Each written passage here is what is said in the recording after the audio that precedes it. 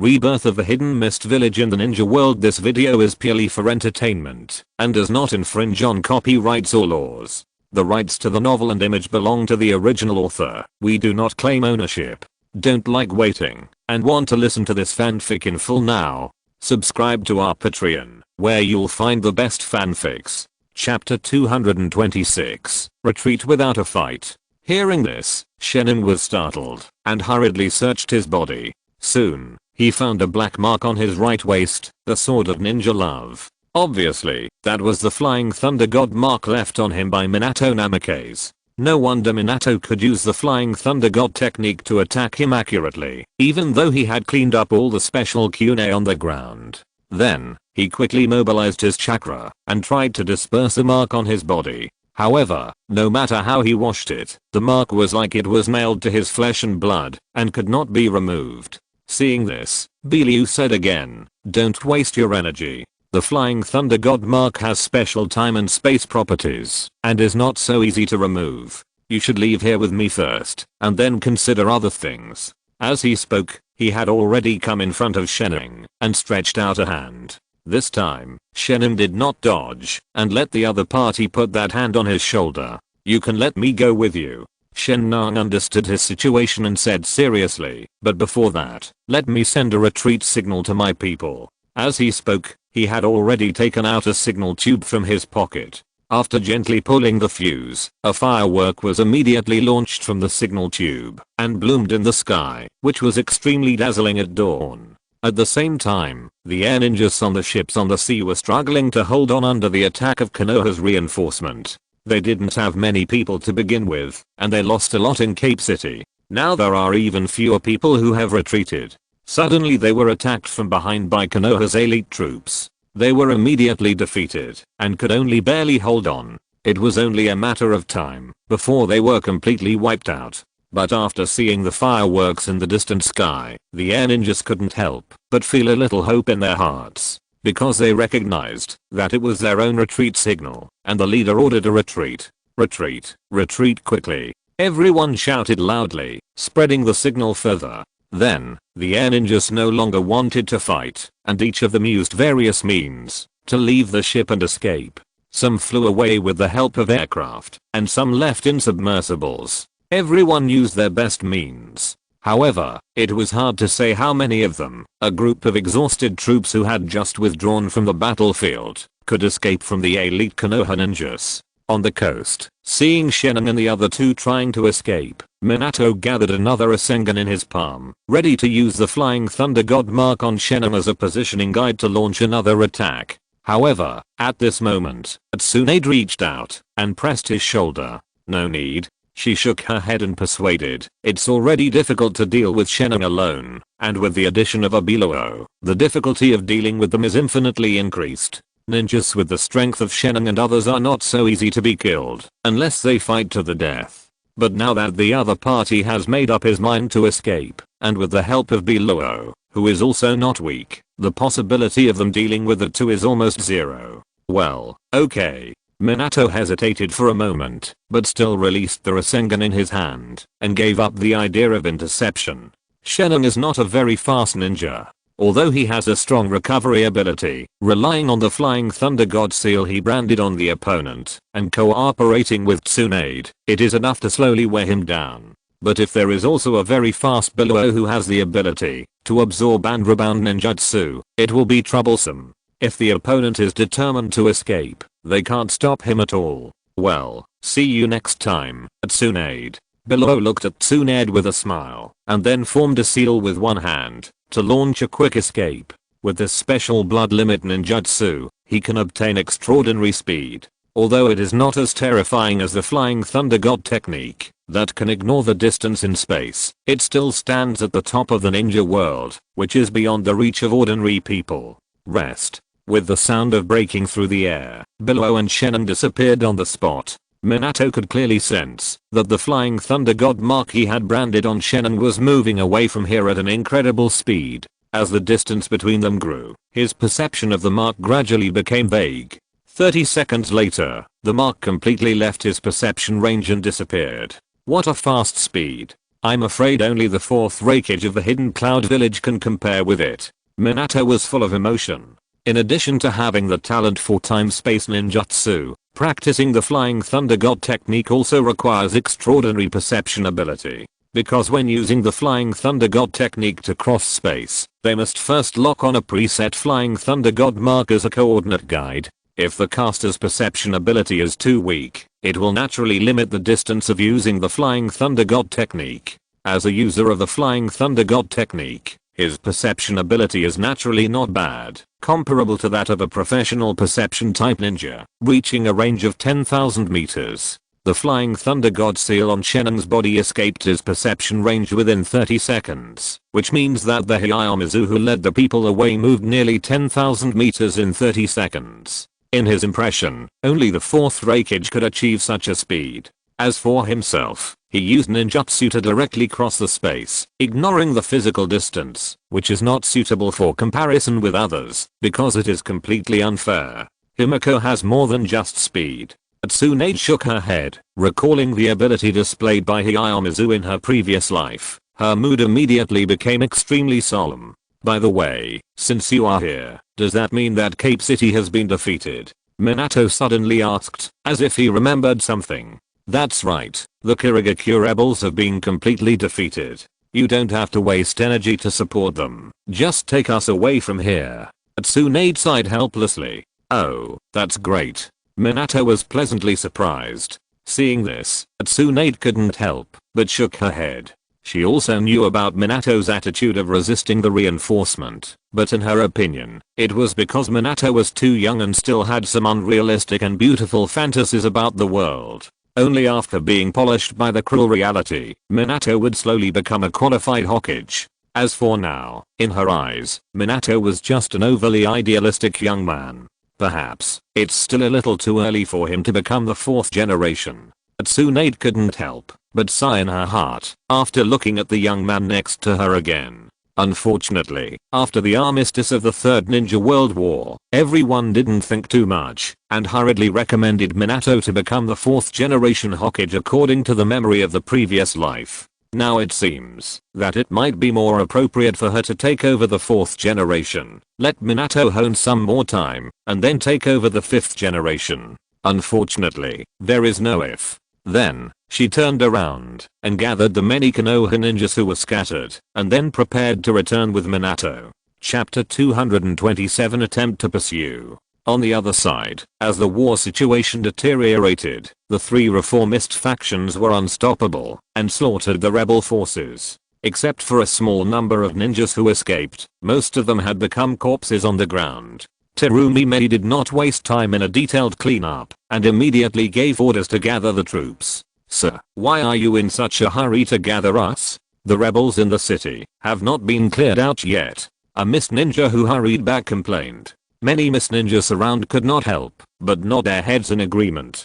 After 3 sieges, many of their companions died here. They were eager to execute all the rebels to vent their hatred. I know. Terumi stood on a high place and motioned for everyone to be quiet, and then said, but now that the rebel forces have been defeated, we can't keep our eyes on those remnants. Don't forget, we still have 2 other enemies, or competitors. We must be careful, especially now that we are seriously injured.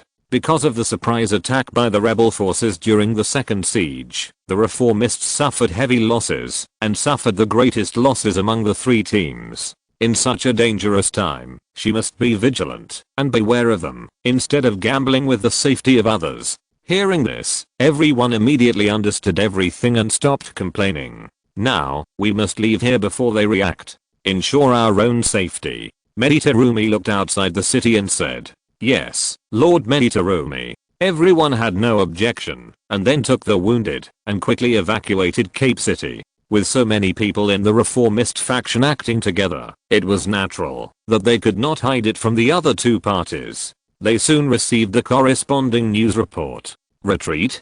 Zigwish and Puffer Ghost, who was searching for the remaining enemies in an alley, was a little surprised, but he soon realized that the reformists were on guard against both of them. Then, he gave orders to his confidants, gather our people immediately, don't let that stinky girl run away like this. Also send someone to keep a close eye on their movements and report immediately if there is anything unusual. But how should we explain to Lord Shikura? The confidant ninja asked hesitantly. After all, Shikura is still the nominal leader of their conservative faction, and he also has the support of many scattered mist ninjas. If the troops are mobilized privately, they may be blamed and hindered by Shikura. Puffer Ghost thought for a while and added, just say that we are doing this to avenge the third generation. Now that the reformist troops have suffered heavy losses, it is a good opportunity to kill them. As for here, the rebel forces have been completely defeated. Only a small number of people are left to clean up the remnants. It is enough. Not so many people are needed. Yes. The confidant ninja responded and prepared to leave. Wait. The pufferfish ghost hurriedly stopped him again and reminded him again. Don't forget to send someone to pay attention to the movements of the neutral faction. I don't want someone to take advantage of me. After hearing the order, the trusted ninja nodded and disappeared into the alley. Not long after, the pufferfish ghost gathered his troops. However, considering that he had to be on guard against the neutral faction, he only dispatched a force of about 500 people. In fact, after 3 rounds of fierce sieges, their troops were extremely tired and suffered heavy losses, and their combat effectiveness seriously declined. This time, he decided to pursue Meditarumi, and he just had a try and see attitude. If there was a chance, he naturally didn't need to be polite to Meditarumi, but if there was no chance, he would just take this trip out as a whim. Let's go. With an order, he immediately led a group of subordinates to rush out. The neutral faction who also received the news was naturally not idle. Long after the pufferfish ghost and his men left, main Jetsukizuki also quietly left the city with 300 people. The same idea as the puffer ghost, because the troops suffered heavy losses and were in poor condition. He did not bring many people with him, just wanted to follow and see if he could get an advantage. If it worked, it would be great. If it didn't, there would be no loss. Soon, the reformist perception ninja noticed the pursuers behind and reported the news to Terumi Medi. How long will it take them to catch up with us? Terumi Medi asked. About 20 minutes. The perception ninja thought for a while and replied. Then how many people are there? She asked again. Preliminary estimate, there should be 500. The perception ninja lowered his head and continued. However, they are very fast. They should be deliberately selected elites. Elite? Terumi Medi frowned slightly after hearing this. The enemy was not many in number, and it was obvious that they did not want to fight them head on to decide the outcome. After all, there were still more than 1,700 reformists left at this time. Even if the seriously injured with little combat effectiveness and the extremely exhausted first branch were excluded, at least nearly 1,000 combat effectiveness could be spared. It seems that the enemy should want to carry out harassment or decapitation operations. In order to reduce unnecessary losses, she immediately made arrangements to divide the nearly 1,000 combat forces into 2 parts. One part escorting the seriously injured and the exhausted away, and the other part staying with her to attract the enemy's attention and be responsible for the rear. Hearing this plan, the reformists strongly opposed it. They were not against the division of troops, but against Meditarumi staying behind to cover the rear. That was too dangerous. Unfortunately, under Meditarumi's strong insistence, everyone had to agree. So, after reaching a canyon terrain, the reformists immediately began to act separately. Liu Zen also stayed behind, bringing 100 bamboo ninjas to help cover the rear, and as for the other tribesmen, he sent them to another retreating team. In fact, his tribesmen did not have too many injuries and lost their combat effectiveness, but they were engaged in fierce siege battles continuously, especially those who were responsible for the most dangerous vanguard. They consumed too much physical strength, and most of them were tired and had no combat effectiveness. For this reason, Liu Zen sent them to the retreating team, leaving only 100 elites who still retained considerable combat effectiveness. Of course, at this time, most of the people who can still retain their fighting power are the Jonin, and a small number of particularly powerful Chunins. As for the Genin, there is naturally no one. This is not only the case for their clan, but also for the entire reformist army. Just as he was leaning against a cliff and drowsy, the voice of the sensing ninja suddenly rang out. Be careful, they are coming. Hearing the warning, the people who were still resting suddenly perked up and looked outside the canyon. Soon, they saw that under the dim morning light, a team of nearly 500 ninjas were crossing the plain in front of them and rushing towards them. However, as the distance got closer, the puffer ghost saw the ninjas guarding the entrance of the canyon and hurriedly stopped everyone. Stop. Chapter 228, Anticlimax. It's not easy to take them down if they defend in a dangerous place.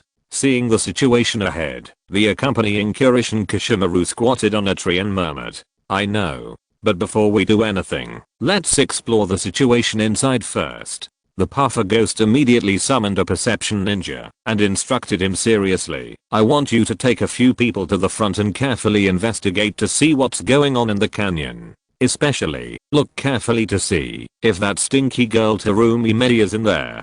Terumi Medi is the core of his operation this time. If Terumi Medi is not there, he naturally doesn't want to fight the reformists to death in this state. Yes. After receiving the order, the perception ninja immediately took 3 companions who were good at stealth reconnaissance and set off. At the same time, looking at the conservative pursuers who stopped in the distance, Terumi asked Eliuze, "Do you think they will take action?" "It's hard to say." Eliuze shook his head and analyzed seriously. "Both of us are very tired, and our combat effectiveness has seriously declined.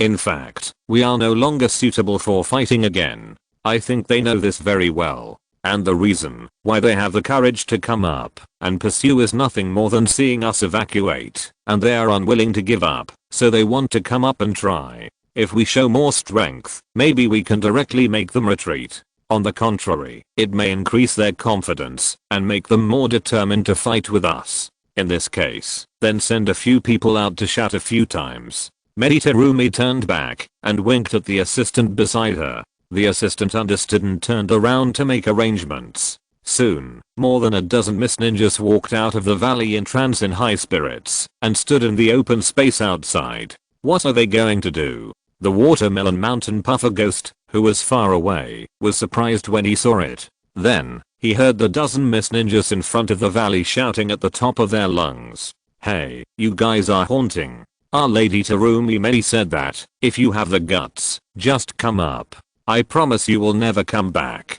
Don't be a cowardly bandit, sneaking around behind us." Hearing this, the face of the pufferfish demon suddenly became very ugly. He was obviously the one who was chasing, but now it seemed as if the roles of both sides had been swapped, and it was the enemy on the opposite side who was actively provoking him. Not only him, but even his Miss Ninjas were furious. A more impulsive and irritable Miss Ninja came to the pufferfish demon and asked for a fight. "Sir, there is no need to investigate any further. Let's attack now. We will definitely kill them all and put Terumi's head in front of you. Yes, please let us attack." The puffer ghost was somewhat tempted, but he was a little hesitant when he noticed that most people looked tired and listless. Everyone's condition was really too bad. It would not be a good thing to attack rashly. At this moment, the perception ninja in charge of investigation came back. "Report to the Lord. After our investigation, we found that there are about 500 people in the canyon.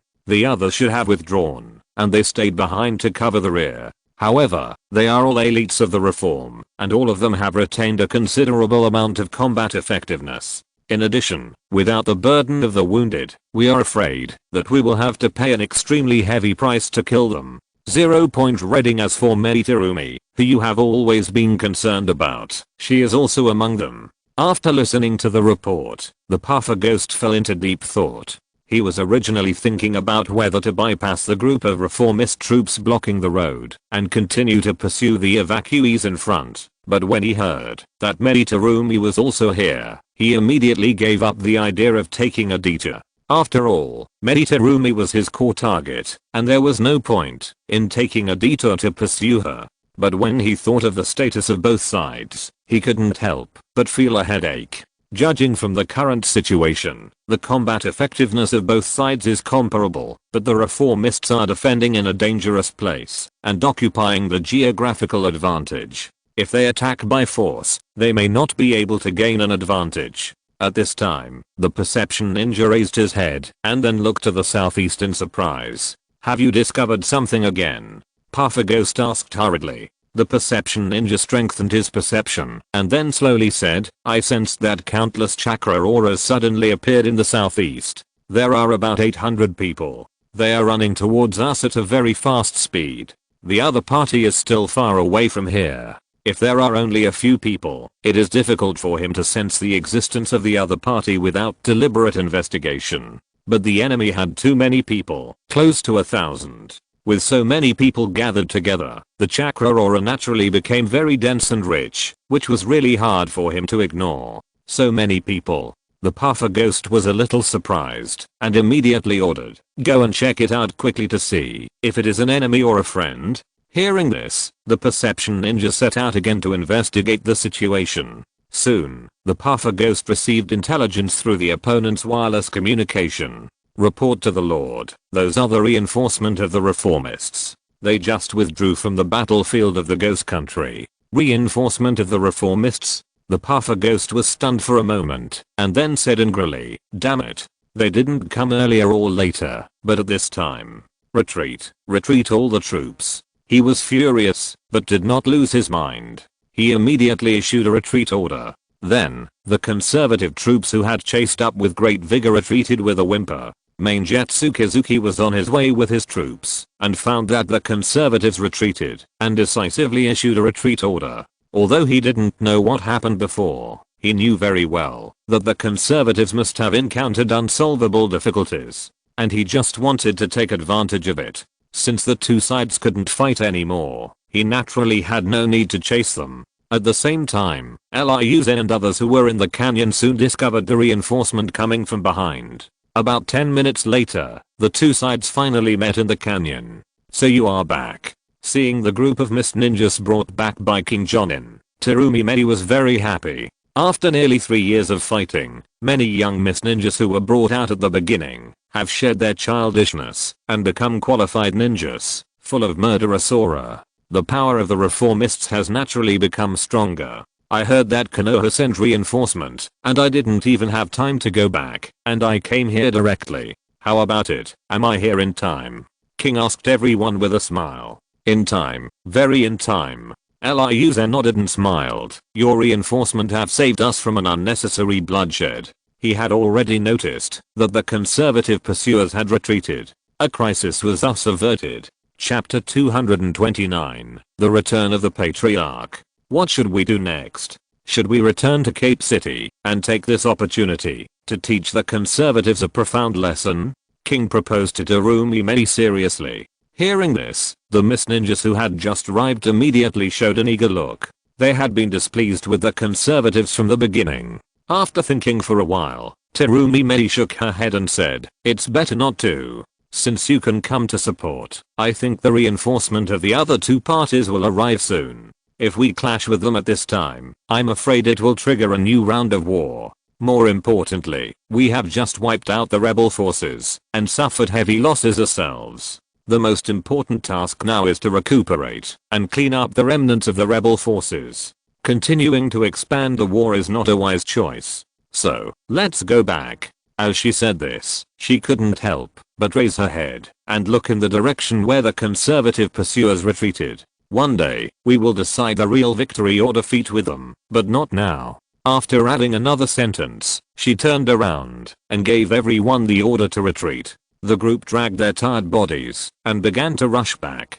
Perhaps they were eager to go home, and they were very fast. After 4 days of travel, they returned to the reformist base Angry Sea City. Terumi Medi did not slack off and immediately began negotiations and discussions with the conservatives and neutrals. Although the rebel forces were wiped out, they left nearly a quarter of the land of the water country undealt with. The three forces of the imagined Chinese website wanted to redivide and rule this quarter of the land. Of course, this division must be expanded and divided according to their own borders. After all, no one wants an enclave that is not adjacent to their own borders. However, it involves various complex things such as population and economy. For example, there are differences in wealth and poverty in various regions, and the population size is different. It is not just a matter of dividing the vacant land equally on the map. Therefore, the leaders of the three forces began a long and endless quarrel and wrangling.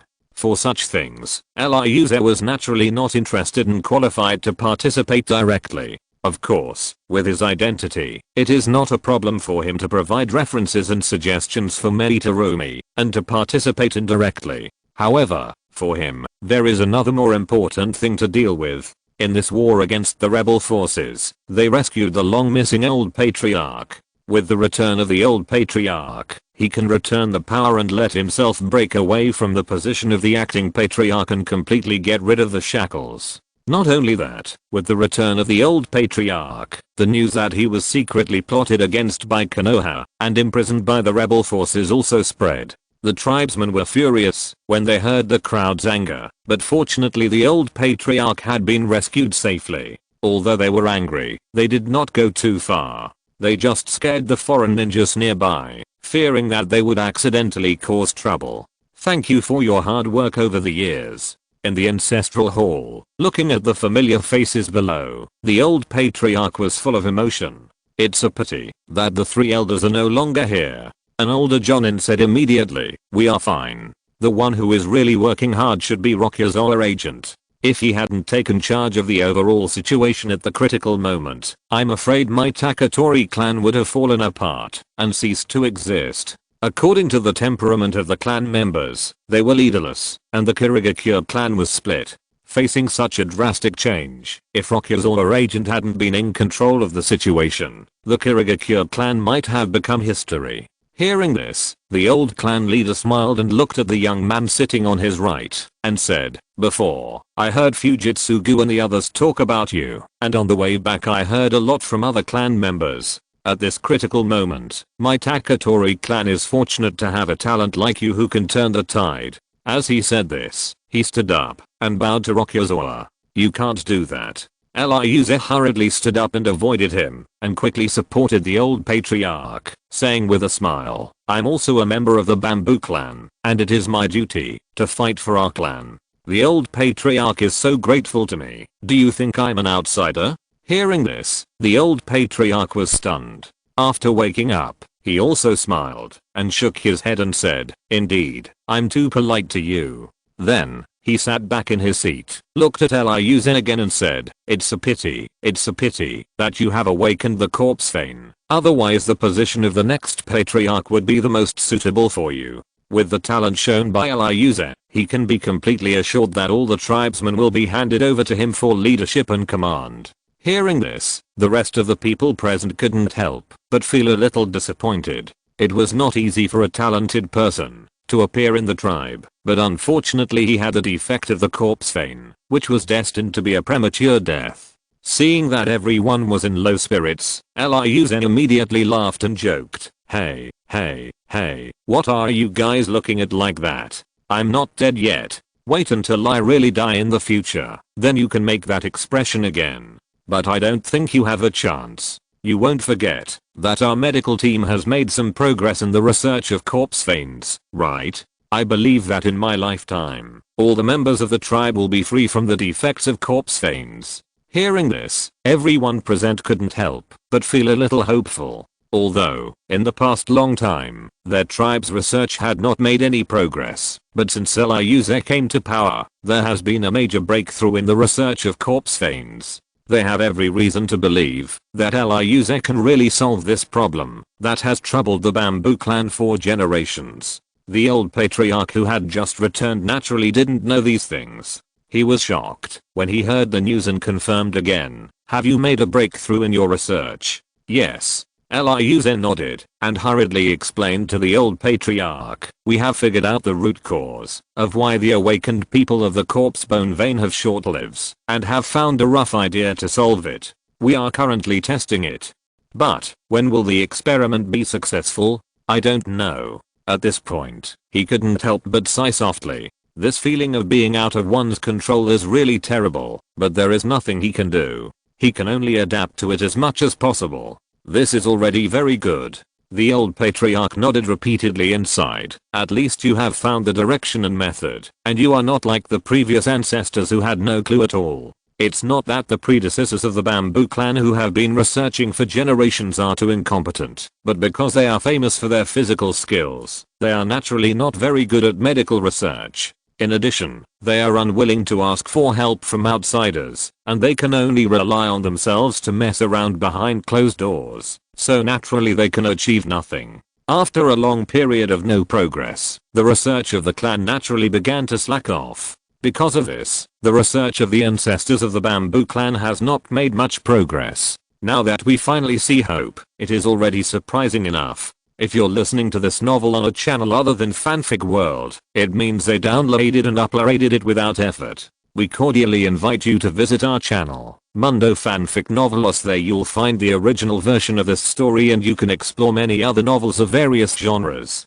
We're waiting for you to immerse yourself in a world of incredible novels. Chapter 230 Before Departure. By the way, what are your plans next, young man? The old clan leader asked Liuze with a smile. I want to go out for a walk. Liuze nodded and said with a wry smile, I have been staying in the clan for the past few years, and I'm almost suffocated. Now that you are back to take charge of the clan, I can go out for a walk too.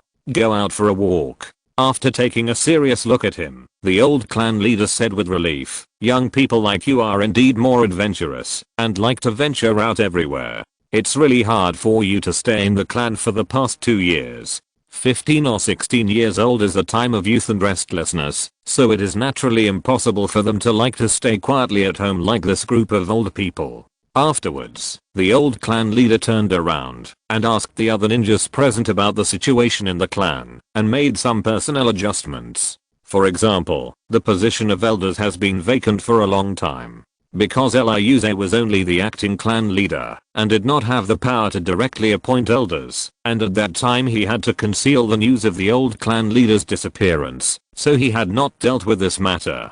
Now it is more appropriate for the old clan leader to deal with it. Soon, after nearly a week of recuperation, Liuze packed up his luggage and came to Terumi Meni's mansion. A few days ago, when he told the old clan leader that he was going to travel, he sent his application to Terumi Meni. After all, as a formal Miss Ninja, he couldn't leave at will, it was too free and undisciplined. And today, he received a reply from Terumi Meni, asking him to come over and ask. After passing the guard check outside the door, Liuze finally came to Terumi Meni's office. At this time, Terumi Meni was staring at a map on the wall with a sad face, and didn't notice him coming in at all. The blue jonin next to him saw it, and hurriedly reminded him in a low voice. Ming Terumi, the deputy Liuze is here. Ah.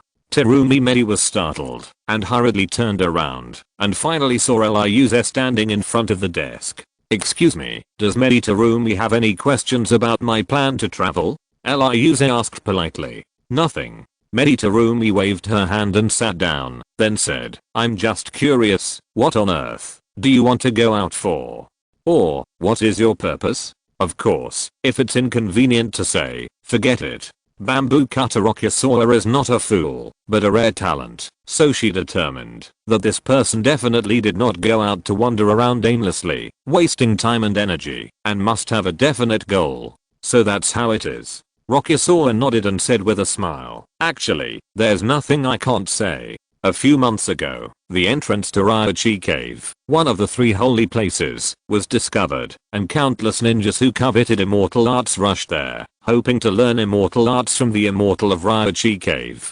I'm going out for training this time, and I also want to go to Ryochi Cave to see it. By the way, collect more information about immortal arts. The 3 holy places have always been hidden in the different dimensions, not directly located in the ninja world. However, they each have entrances hidden in the ninja world, which can be freely entered and exited by the 3 holy places. In the previous life, only a few people knew about the existence of the 3 holy places, and even fewer people knew about the immortal arts hidden in them. Therefore, no one deliberately looked for anything.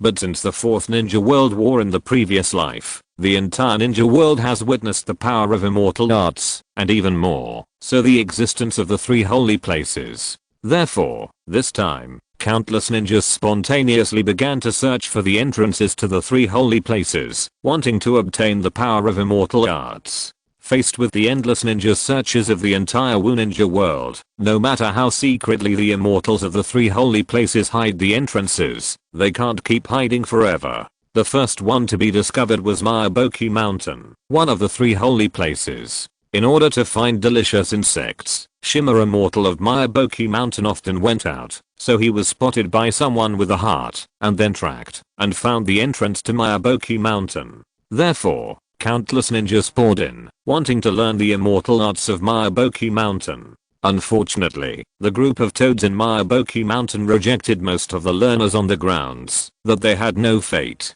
However, in order to avoid public outrage, they revealed the location of the Ryochi Cave and asked those ninjas who failed to get their wish to go to the Ryochi Cave to seek opportunities. In this way, the second holy place, the Ryochi Cave, was also revealed to the world. However, unlike the situation in Miyaboki Mountain, the Ryochi Cave accepted all comers and gave all learners the opportunity to learn fairy arts. Therefore, a considerable number of ninjas went directly to the Ryochi Cave to seek the power of fairy arts. This was also the first destination chosen by Lius for this trip. Ryochi Cave. Terumi pondered for a moment, then flipped a file from the table and said, 3 months ago, we also sent a team of 10 people to Ryochi Cave to try to practice fairy arts and asked them to bring back information about fairy arts. But for some reason, we suddenly lost contact with them. Last month, I sent 3 investigators to investigate, but they also fell into oblivion and there was no news. Since you are going to Ryochi Cave too, please help me investigate their whereabouts and collect information about fairy arts. As she said that, she handed the file in her hand to Liuze. After taking the file and hurriedly checking the photos of everyone, Liuze shook his head and said, I think they are not missing. They should be dead. Oh. Do you know what's going on? Terumi Mei asked with her eyes brightened.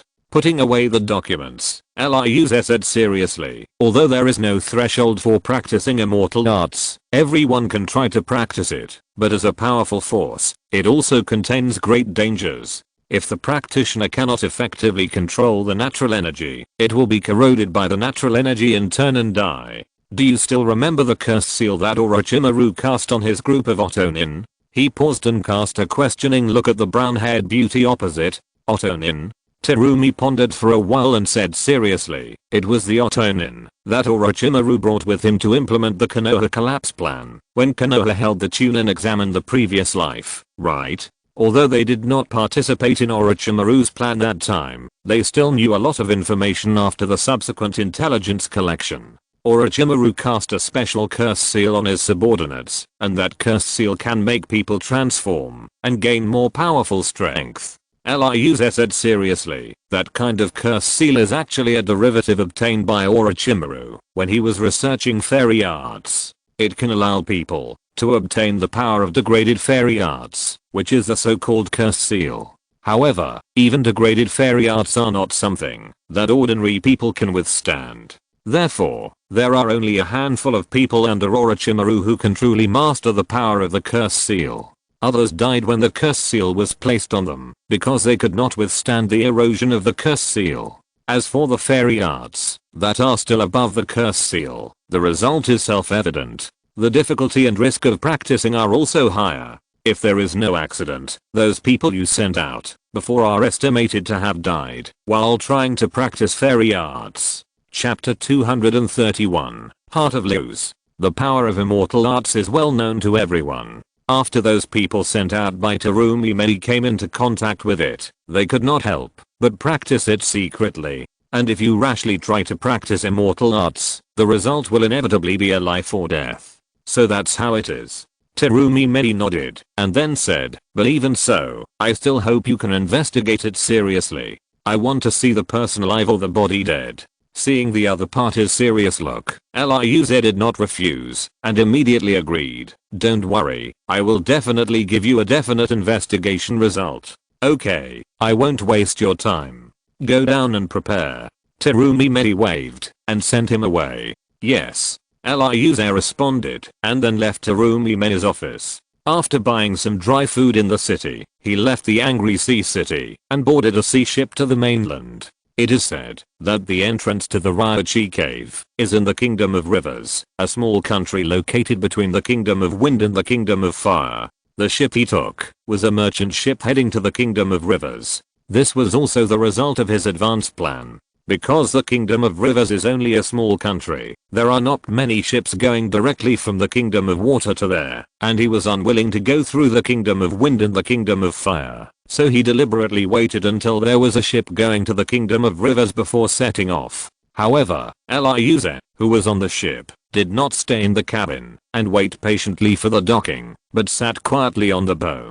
He was listening to the sound of the waves, observing the direction of the water flow, and wanted to comprehend the changes in the water attribute of chakra. In the past few years of staying in the tribe, and with the help of tribe members to practice, he has practiced the physical skills he has mastered to an extremely proficient level, reaching a limit. Of course, this limit is only for him at this stage. Limited by his underage physique, his speed and strength could not reach the level of adults, so the practice of physical skills also reached the limit.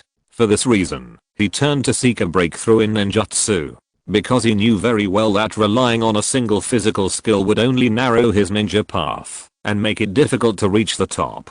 After finally starting a new life here, he was unwilling to be an ordinary ninja. Naturally, he had to work hard to climb to the top and see the scenery of the ninja peak. According to the information he had, the representative of the limit of physical skills should be Konoha's might guy. But even if it was might guy, he could represent the limit of physical skills because of the existence of the 8 gates of Dungia. After all, no matter how strong a person's physical skills are, there are limits, just like him now, who is limited by his own physique and has entered a desperate situation with no way to rise. This is not a problem with the physical skills path itself, but as people, they have their own ability limits. This is like the same physical skills or ninjutsu, in the hands of different people, will show different powers. However, the existence of the 8 gates of Dungia is to remove the upper limit of the human body, so that one's own physical skills have the possibility of further improvement. Might Guy broke his own limit with the 8 gates of Dungia, thus reaching the extreme of physical skills. But when the 8 gates are not activated, Might Guy's strength is still very strong, but it is also very limited. He will not be so exaggerated and incredible in the 8 gates state. The Hidden Mist village has not studied the 8 gates, so naturally there is no such thing as the 8 gates of Dungia. However, even if there is, Ryuze does not intend to practice it. Because the 8 gates of Dungia and other tricks that overdraw potential are strong, but they also have great limitations. After all, the potential of the human body is also limited. If you can't kill the enemy in time in the overdraft state, then when the overdraft reaches the limit, you will be defeated without a fight. In addition, every time after using the 8 gates of Dungia, Might Guy will enter an extremely weak state, which is extremely dangerous for a ninja. Therefore, Ryuze puts the goal of improving his own ability on ninjutsu, and wants to seek breakthroughs in other fields. Strictly speaking, the 8 gates of Dungia that Might Guy relies on should actually be considered a ninjutsu. It is a method of burning life overdraft, involving the field of Yangdun, and is obviously a Yangdun secret technique. From this perspective, even Might Guy, who has reached the pinnacle of physical skills, is not completely absent from ninjutsu. He just puts all his energy on the 8 gates of ninjutsu. Therefore, anyone who really believes in the chicken soup for the soul, that one can reach the pinnacle of ninjutsu by punching and honing physical skills every day will definitely be fooled. At this moment, a little girl who came to the deck to enjoy the scenery noticed Ryuze at the bow. "Mom, look, there is a big brother over there." Looking back at her mother, the little girl pointed to Ryuze from a distance and said, "It's too dangerous there. He shouldn't sit there to play." As she said that, she ran towards the bow, ready to call Ryuze down. At this moment, a sailor next to her hurriedly stopped her, made a gesture to silence her, and whispered, "That's not an ordinary person, that's a mist ninja. You should go play somewhere else. Don't provoke him." After saying that, he couldn't help but look at the girl's mother solemnly. "Thank you for the reminder." Hearing the word ninja, the girl's mother's face immediately became serious, and then nodded repeatedly, and hurriedly took the little girl to the other end of the deck and walked quickly. Ryuze's hearing was far superior to that of ordinary people, so he naturally heard their conversation, but he didn't say much. He just wanted to stay here and quietly comprehend the water attribute changes of chakra. Since the sailor helped to block those nosy people, he didn't have to waste his energy. As for why he chose to comprehend the water attribute changes of chakra, it was actually very simple, because a long time ago, Ryuze got chakra test paper from the clan to test his chakra attributes. The result was nothing special. Like most ninjas born in the land of water, because of the influence of the environment, his most naturally friendly chakra attribute was water. Therefore, he also determined the first chakra attribute change he comprehended to be water. After all, with a natural physical affinity, he naturally couldn't spend more energy to comprehend other attribute changes with worse affinity. It was just because he was still concentrating on practicing physical skills at that time, so he put aside the practice of changing the nature of chakra, and only today did he start to really try to comprehend it. According to the guidance of other ninjas in the clan who mastered the water attributed nature of chakra, and Ryuze's understanding of the world as a bystander in his previous life, he had a new understanding of the nature of chakra. The essence of chakra is actually a kind of energy, a kind of biological energy, that is mastered by humans. The human body absorbs the energy of nature through the food chain, and converts it for its own use. In other words, the original appearance of these biological energies is actually no different from the various energies in nature. It is precisely because of this homology that ninjas can imitate, comprehend nature and let their chakra, biological energy, once again play the energy characteristics of wind, fire, thunder, water, soil, etc. This is the so-called chakra nature change. Chapter 232 Intelligence Map. However, understanding is understanding, but Ryuze still needs to go through a process of perception. This is like practicing a trick according to a secret book. You always have to go through actual attempts to truly master it. Then, feeling the sea breeze blowing in his face, and listening to the sound of waves coming from under the boat, Ryuze gradually became fascinated, completely forgetting everything around him, and immersed in the observation, and thinking of the natural power of water flow. When he woke up again, it was almost dark. Time flies. Looking at the dim sky in the distance, Ryuze couldn't help but sigh. Unknowingly, a day passed. However, after spending so much time, he didn't gain much, but only felt that he was more friendly to the power of water. It seems that comprehending the changes in the nature of chakra is really not an easy thing. Sighing again, he jumped off the bow and strode towards the cabin. After not eating for a day, he was already starving, and he was eager to find something to fill his stomach. In this way, Ryuze sat at the boat during the day to comprehend the changes in the water nature of chakra and returned to the cabin to rest at night. After nearly 5 days of tossing on the sea, the ship finally arrived at the shore of the river country. Bidding farewell to the captain and others, Ryuze got off the ship immediately. When he saw his bag completely disappear from his sight, the captain breathed a sigh of relief, as if he had unloaded a heavy burden. The deputy next to him couldn't help but be surprised when he saw it. "Captain, I think the ninja just now was quite friendly. Why are you so nervous? What do you know?" The captain glared at the deputy, then nervously glanced around and lowered his voice and said, "The one just now was not an ordinary Miss Ninja, but a member of the Taketori clan from the Hidden Mist." "What?"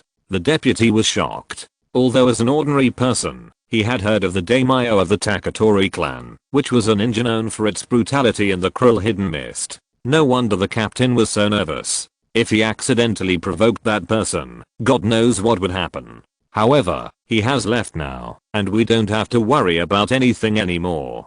The captain was in a good mood, and the corners of his mouth couldn't help but rise. "Then how about we have a drink?" the deputy immediately suggested.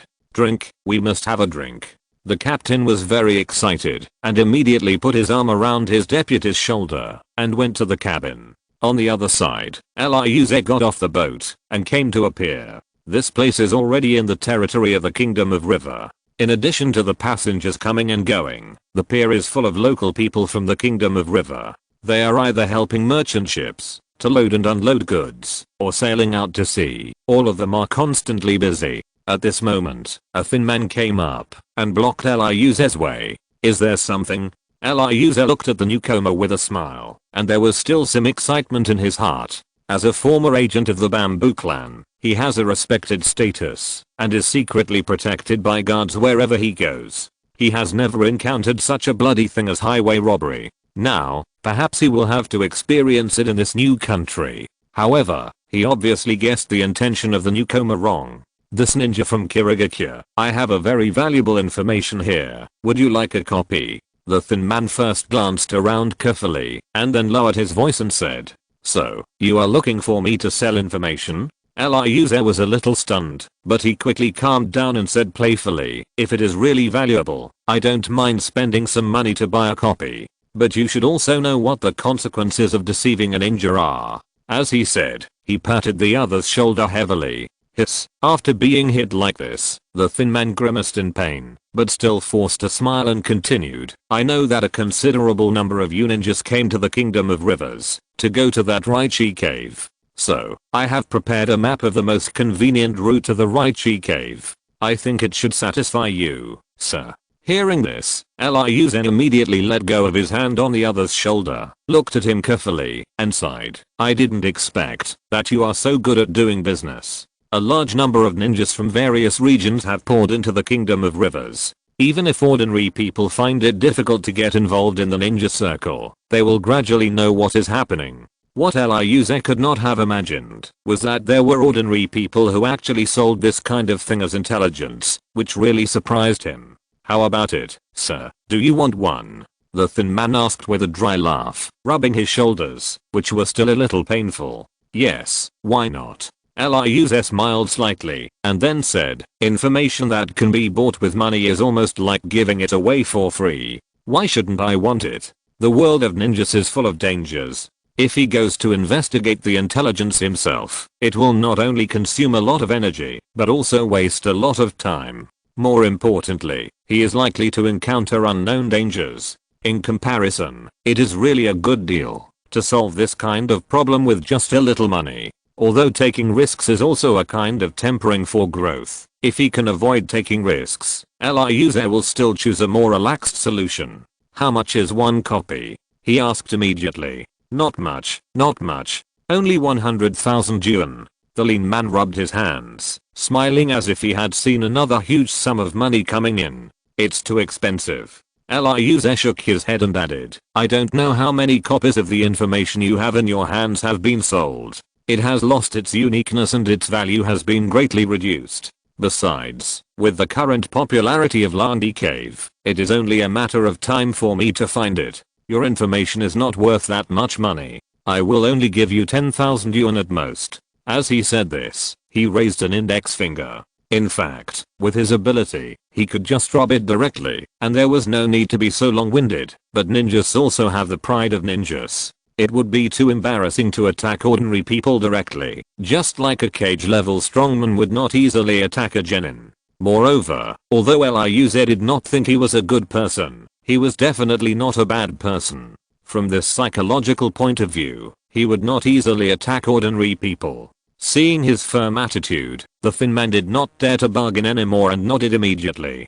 10,000 is 10,000, it's better than nothing. Just as Eliuze said, he had copied this map countless times, and every time he sold one, he would make a profit, and he would not lose money at all. Although the profit from selling only 10,000 was relatively small, it was still a profit. Then, he reached into his pocket and carefully took out a rolled up map. However, he did not give it to Eliuze immediately, but instead gestured at Eliuze's empty hands. Chapter 233, Fierce Battle on the Road. Understanding the other party's hint, Eliuze also took out a stack of banknotes from his pocket, and silently counted out 10,000 yuan, and handed it over.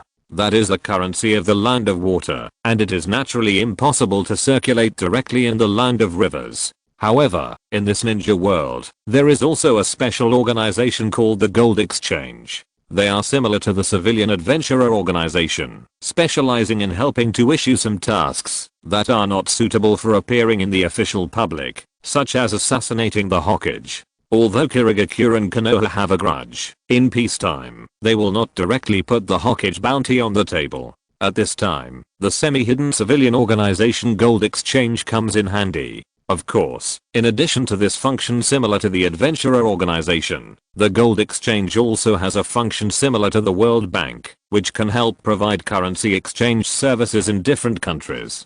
However, they will also take a commission from it and obtain a certain amount of income. As for how much the guy selling the map in front of him will have left after the exchange, Liuz doesn't care. The currency of the Land of Water? Recognizing the source of the banknotes given by Liuz, the thin man was pleasantly surprised and hurriedly took it and handed over the map. The money of the Land of Water has stronger purchasing power than the money of the Land of Rivers. After exchanging, he can earn more. Without caring what he thought, Liuz immediately unfolded the map in his hand. It was a map of the Land of Rivers, sandwiched between the Land of Fire and the Land of Wind. However, Liuz noticed that except for a route directly pointing to the Raichi cave on the map, which was relatively detailed, there were few records of other places outside this route. Except for some well-known big cities, there was almost no record of anything else besides the route. How is it? Are you satisfied?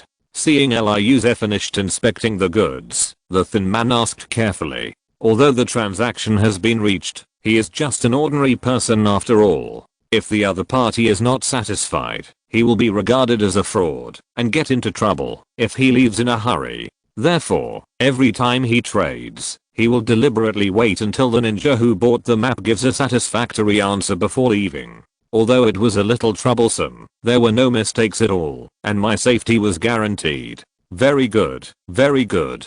Liuz nodded, and then asked, but why is the route to Raichi cave the most detailed on the map, and there is almost nothing in other areas? On the route to Raichi cave, the other party not only marked the terrain along the way, but also marked some towns along the way for convenient supplies. It can be said that it was very meticulous. I'm just an ordinary person, not a ninja like you. In order to draw such a route map, I have done my best. If you want more detailed information about the surrounding area, you have to investigate it yourself. The thin man said with a wry smile. Okay, I understand.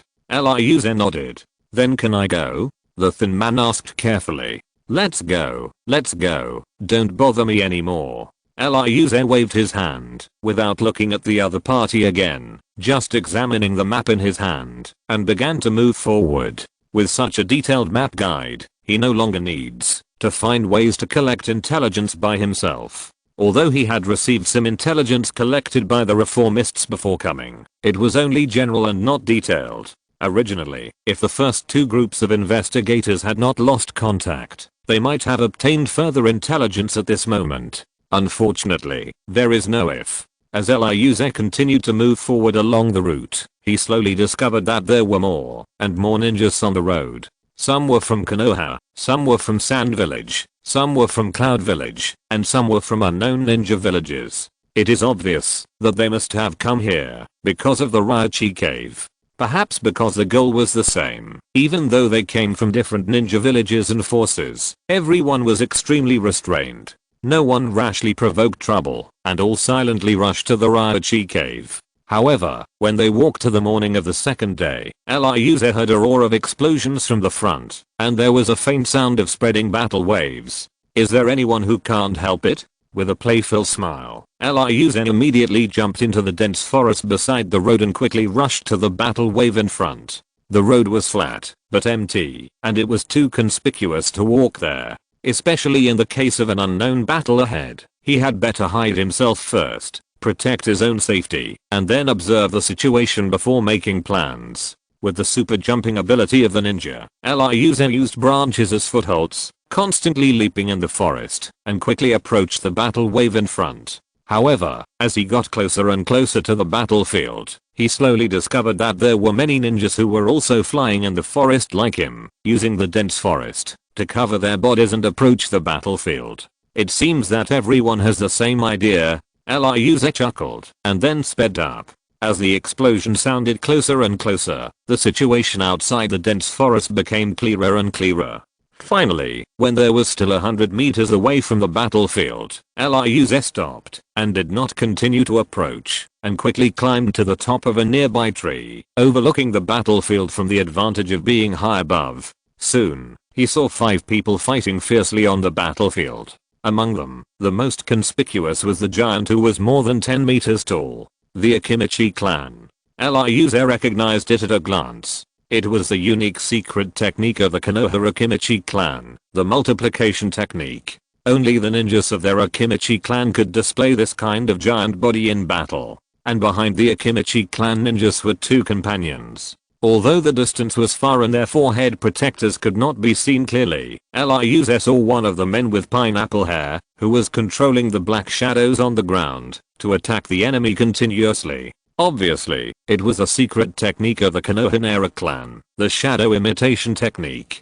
As for the last one among them, he kept cruising on the battlefield, as if looking for an opportunity, so it was unclear what tricks he could use. But relying on Liuze's understanding of the Konoha no Shikacho clan, they have always been inseparable, and have long formed a fixed and mature battle formation. Then the remaining one must be the last of the Inoshikacho trio, a ninja from the Yamanaka clan. As for the Inoshikacho trio that I know well, Nerishikamaru and the others are still just children under 3 years old, so these three should be the elders of their clan. Liuze made a quick judgment. As for the ones who fought against the Inoshikacho trio, they were not ordinary people either. One of them was accompanied by several strange shadow-like clones wearing masks, and was good at using ninjutsu. The other was holding a huge sickle, and was fearlessly attacking the giant Akimichi ninja at close range.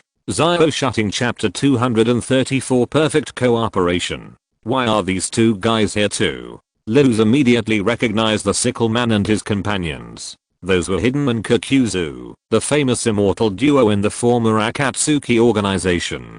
Hidden believes in evil gods, and his body has been specially modified to become a unique immortal body. Even if his head is cut off, he will not die. In a sense, that is the true immortal body. Although Kakuzu does not possess that special ability, he has undergone special transformation, and also possesses extraordinary survivability. His body has 5 hearts, which means he has 5 lives. Unless all 5 hearts are destroyed, he will not truly die either. Because of this, these two people are called the immortal duo. However, although the two are famous for their immortality, it does not mean that their combat effectiveness level is very low. On the contrary, their fighting power is extremely powerful. Because the entire ninja power system is flawed, most ninjas are of the high attack, low imitation type. Ninjas like them with strong survivability are naturally much more powerful than ordinary people. More importantly, their own attack methods are not weak, so they have gained a fierce reputation in the ninja world.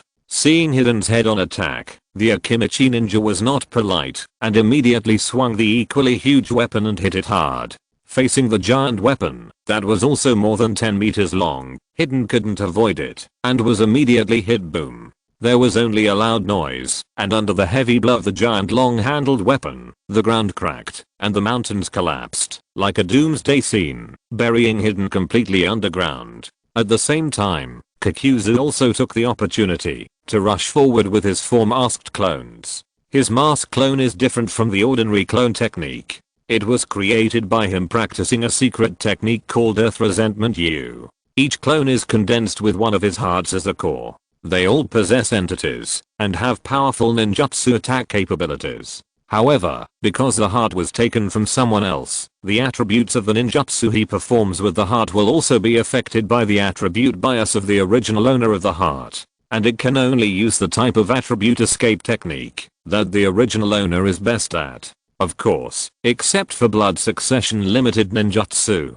In order to increase his battlefield adaptability, Kakuzu deliberately collected hearts with 5 attributes: wind, fire, thunder, earth, and water, so that he could have all 5 attributes. At this moment, the mask clone has the heart as its core, and its ninjutsu ability is naturally affected by the attributes of the heart. It can only perform ninjutsu with a single attribute: wind release, pressure fire release, head hard water release, water curtain thunder release. False darkness. The 4 mask clones opened their mouths at the same time, and the 4 ninjutsus came out, turning into an unstoppable torrent of 4 colors. He charged towards the Aikido ninja. Even though his 4 clones can only use one type of ninjutsu, their power cannot be underestimated. Each of them is comparable to the ultimate trick of an elite jounin. Rokuze remembered very clearly that even one of the thunder release, pseudo darkness, was barely blocked by Kakashi by using his own Reikiri to cancel each other out.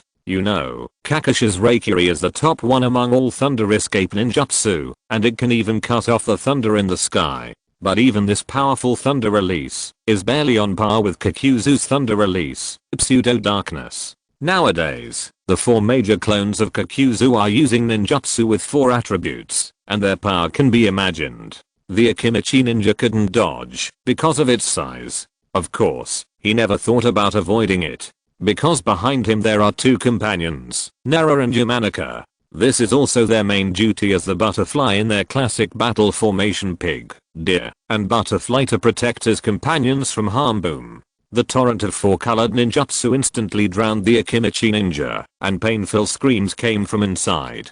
Fortunately, the Akimichi clan's doubling technique not only increased their size, but also gave them monster-like physical fitness. Otherwise, he would have died in the torrent of ninjutsu without even a chance to scream.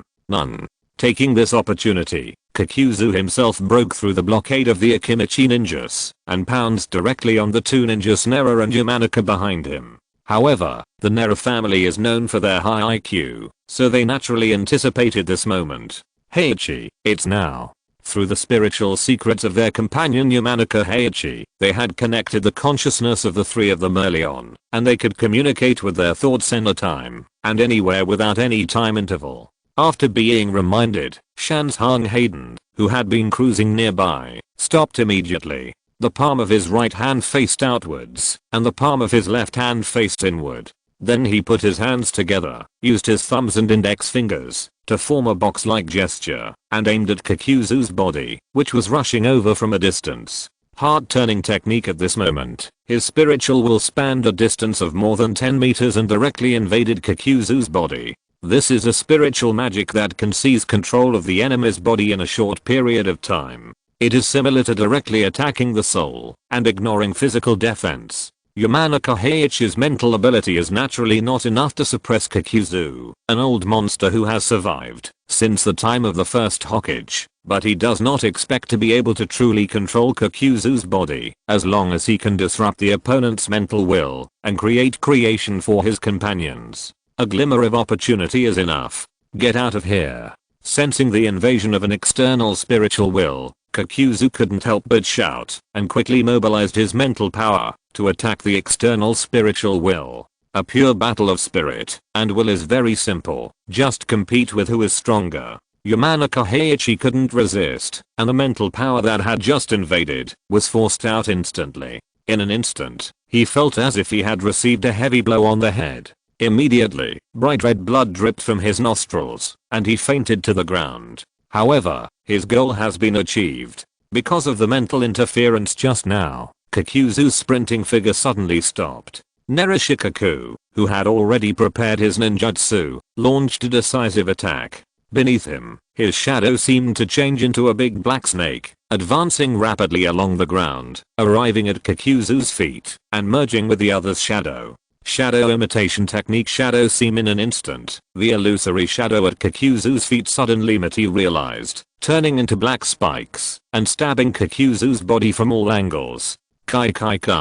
Kakuzu, who had just gotten rid of the mental interference, had no time to defend himself, and his body was immediately pierced by those sharp shadows and black thorns. Seeing it, his whole body seemed to be sewn to the earth with thin black threads. Damn guy. Kakuzu spit out a mouthful of blood, and the powerful aura on his body suddenly weakened a lot. Then he broke the shadow restraints on his body with a strong breath, and quickly retreated back.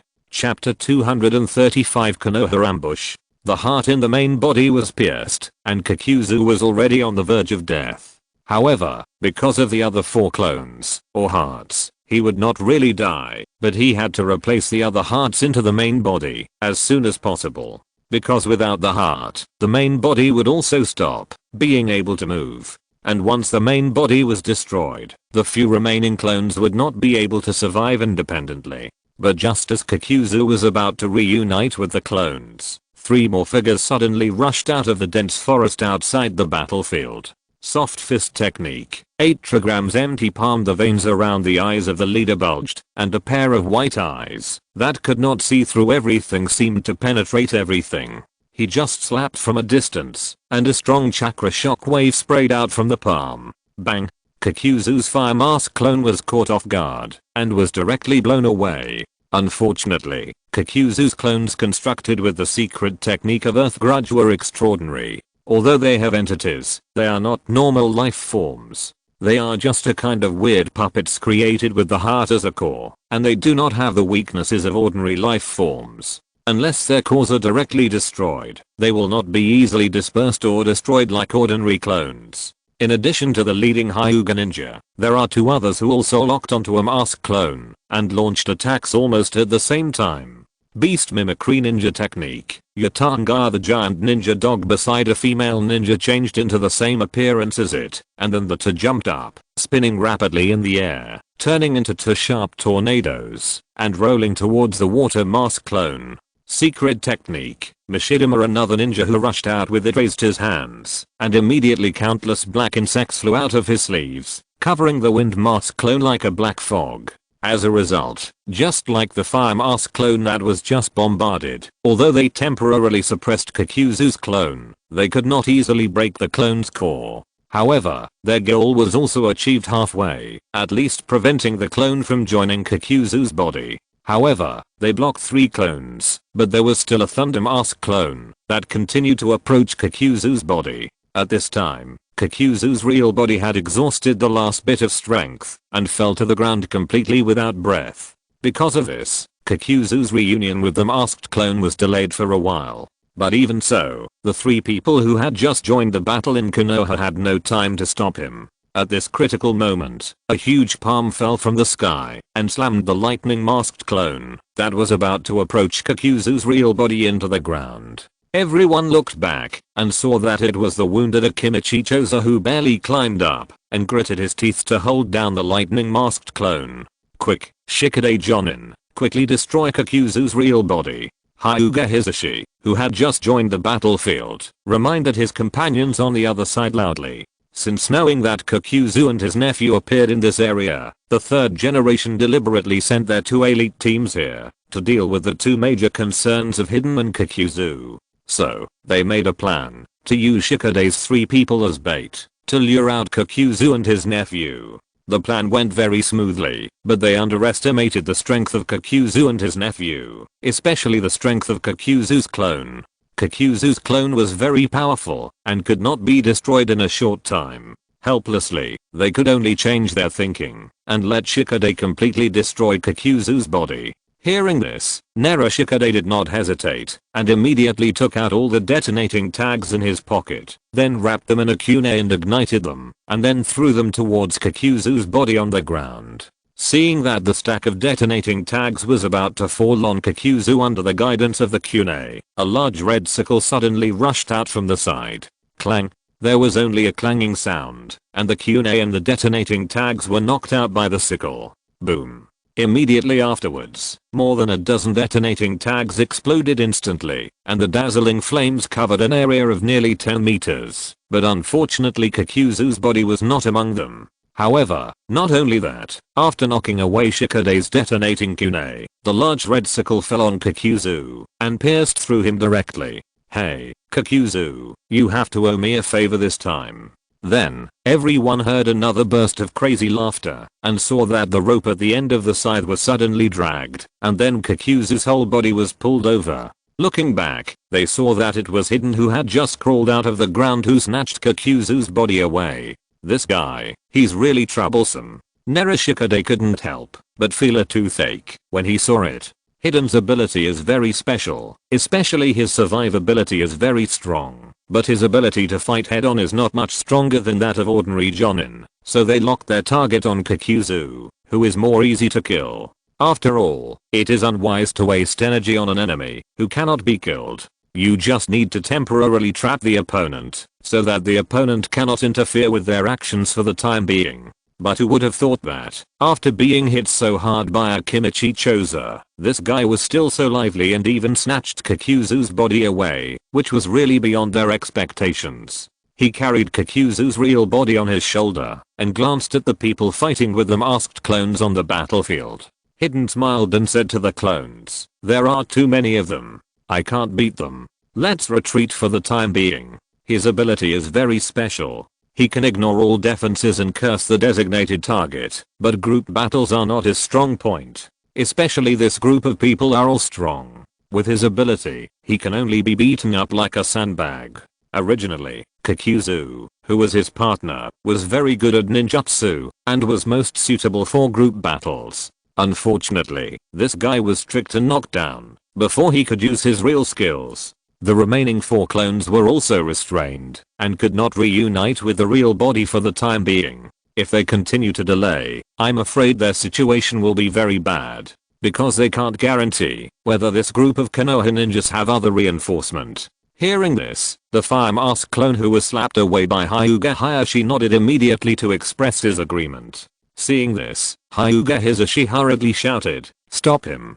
Don't let him escape." After saying that, he turned around to intercept Hidden, who was about to escape.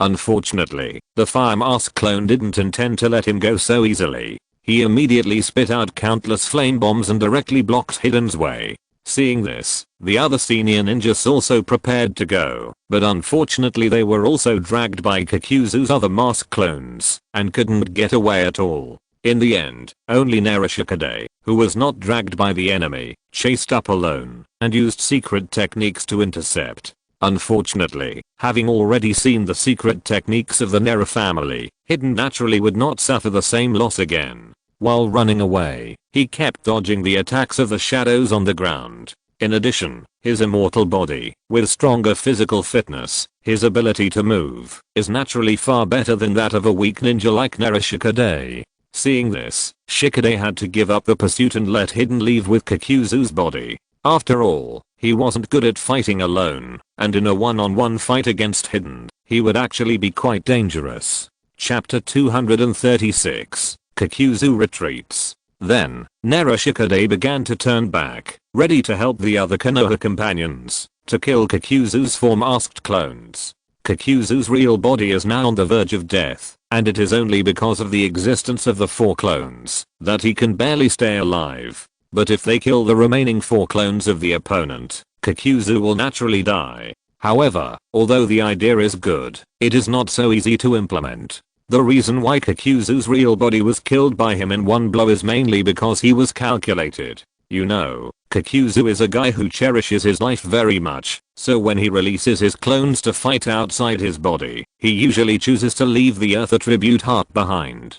Because the Earth Attribute Heart is best at defense, and he also masters an ultimate Earth Escape ninjutsu Earth Spear. With this Earth Escape ninjutsu, he can make his whole body as solid as obsidian, with extraordinary defensive capabilities, even compared to the first stage of Susanoo. Of course, with the improvement of defensive capabilities, combined with his own powerful strength, it can also be transformed into a powerful destructive force. Unfortunately, Kakuzu was suddenly attacked by Yamanaka Inoichi's mind secret technique, which made him lose consciousness for a moment. It was at this moment that he was caught off guard by Narashikade's sneak attack. This was not a problem of strength, but a simple tactical mistake. He underestimated his opponent. Otherwise, with the strength of the Earth Spear, Kakuzu would not be afraid of the attack of Yamanaka Inoichi and the other 2.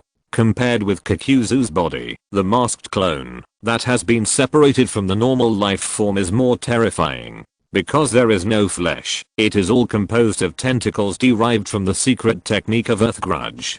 Such a clone does not have the weaknesses of a normal life form, but is just a special puppet. Unless the core is directly broken, no attack can kill such a clone. What's more terrifying is that because the tentacles that make up the clone are extremely tough and difficult to be destroyed, Hinata Hayashi and others fought for more than 10 moves before they found that their attacks had almost no effect on the masked clone. What should we do? These guys are like plasticine, they can't be smashed at all. Blocking the attack of the Lei masked clone, Akimichi Chozo anxiously asked the others. Hinata Hisashi immediately reminded everyone loudly, the core under the mask is the only weakness, all of you aim at that. With the help of the Bayan that can see through everything, he has completely seen the strength of the 4 clones. Hearing the reminder, the eyes of the others suddenly brightened, and then aimed at the vital points of the mask clones, and stepped up the attack. Although they locked the enemy's vital points for attack, the opponent's defense was extremely strict, and did not give them any chance at all. In particular, the opponent's ninjutsu attack was very powerful. If you are not careful, you may be killed. Therefore, the battle entered a stalemate. At this time, Narashikade, who gave up the pursuit, came back. Trouble is coming. Knowing that the opponent's shadow imitation technique has extraordinary binding ability, coupled with the unequal number of enemies and us, Kakuzu's consciousness attached to the clone immediately gave up the idea of continuing to fight. At present, the first priority is to reunite with the main body as soon as possible and revive the main body. As for the group of Konoha ninjas in front of him, they will be dealt with later. Then, the Wind Mask clone who was fighting with Inuzuka tail hurriedly retreated a few steps, and then suddenly spit out dozens of black cyclones. Wind style, suppress harm. Hearing the sound of breaking through the air, Inuzuka tail, who has the sensitive intuition of a beast, quickly retreated. Seeing that the dozens of black cyclones fell on the place where she just stopped like a cone, poking holes several meters deep in the ground. What a terrible power. After dodging the fatal blow, Inuzuka tail's face was very solemn. If this destructive ninjutsu hit her directly, even if she was a jonin and had a beast-like physique, she would die on the spot. Gatanga then, she quickly launched a counterattack, and her orc clone turned into two white cyclones, one on the left and one on the right, attacking the Wind Mask clone. However, the Wind Mask clone, who had lost his fighting spirit, naturally did not want to tangle with him anymore. He jumped lightly, and the Earth Grudge tentacles on the entire clone changed, and the clone flew up like wings. Of course, it could fly not because of the change of the tentacles, but because it mastered the power of the wind. If it were the other four clones, they would not be able to fly directly, even if they use the tentacles to change their shapes. Oh no, this guy's trying to escape. After the attack missed, Inuzuka Claw couldn't help but exclaimed. However, the opponent had already flown high up, and even if she wanted to continue chasing, she had no way to deal with him. The sky was not an area she could reach. However, she underestimated Kakuzu. Retreat was inevitable, but he didn't intend to leave the other three clones here and let the Konoha ninjas defeat them one by one. Moreover, finding a new heart to replenish was also a very troublesome thing, and his body needed a certain amount of time to adapt to the new heart. If possible, he would naturally take all his clones away as much as possible. Then, the Wind Mask clone condensed chakra and launched an attack towards the ground again. This time, it gathered more chakra, and its offensive power was far greater than before. Wind style, suppress harm. Countless black whirlwinds gushed out, like a black rainstorm falling from the sky, covering the entire battlefield. Faced with this indiscriminate offensive, everyone had to temporarily stop attacking and switch to a defensive posture. 8 trigrams palm, resurrection Hyuga Hisashi quickly rotated on the spot, gushing chakra from the acupuncture points around his body, turning it into a round shield that covered the whole person.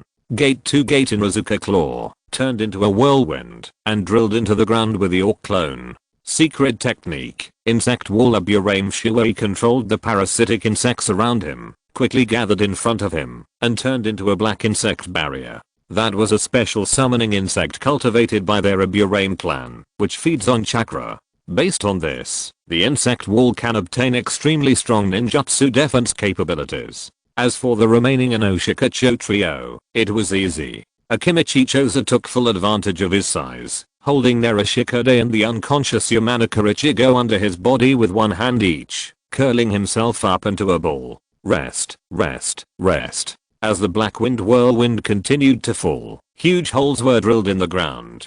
Fortunately, although the attack of the Wind Mask clone was fierce, it was sparsely distributed, so not many of them hit directly. With their own means, the Konoha ninjas still resisted. However, when the attack of the Wind Mask clone stopped, there was no more Kakuzu clone on the ground. If you're listening to this novel on a channel other than Fanfic World, it means they downloaded and uploaded it without effort. We cordially invite you to visit our channel, Mundo Fanfic Novelos. There you'll find the original version of this story and you can explore many other novels of various genres. We're waiting for you to immerse yourself in a world of incredible novels. Chapter 237 Human Traffickers. Where are the people? Where did they go? Inuzuka Tsuma, who had emerged from the ground again, was shocked. They are in the sky. Hisashi Hyuga stared at the sky. With the beyond visual range ability of the Baian, He clearly saw that the 4 mask clones, with the wind mask clone as the main one and the earth grudge tentacles as the medium, merged together and flew in the direction where Kakuzu's body was escaping. Damn it. I didn't expect that they would still escape like this. Looking up and seeing the black spot in the sky, Inozu Katsuma was furious. After this loss, Kakuzu and the other 2 were on guard, and it would be even more difficult for them to deal with them next time. Let him run. Nerishikade, who came out of Akimichicho's arms, was more open-minded. He sat on the ground and said slowly, "We underestimated his strength. If he really fights with us, I'm afraid some of us will become cold corpses today." After that, he took out a cigarette from his pocket and lit it for himself leisurely. No one could guarantee that they were not among the corpses, and being able to avoid this dangerous battle was a good result. At least, they further understood Kakuzu's strength and ability, which could make their next deployment more perfect. Well, there are too many ninjas gathered around here. If we continue to stay here in our current state, we may cause some unnecessary trouble. Hinata Hisashi said as he glanced around the battlefield. He could see that there were already many ninjas in the dense forests around them observing this place from afar. If they were targeted by enemies or people with ulterior motives, the consequences would be unpredictable. Okay. Everyone nodded in agreement and quickly left the battlefield. At the same time, hiding in the dense forest, seeing such a battle from afar, Luz couldn't help but feel excited. That was the power of the strong that he had always pursued. He longed to stand at the same height as those strong men, and then fight with them, and then go higher. Of course, that was a long time in the future. For him at the moment, exploring the Ryochi cave and searching for immortal arts were his top priorities. It's just that Kakuzu and the other 2 dangerous guys are here too. I'm afraid it won't be peaceful along the way. He couldn't help but sigh secretly.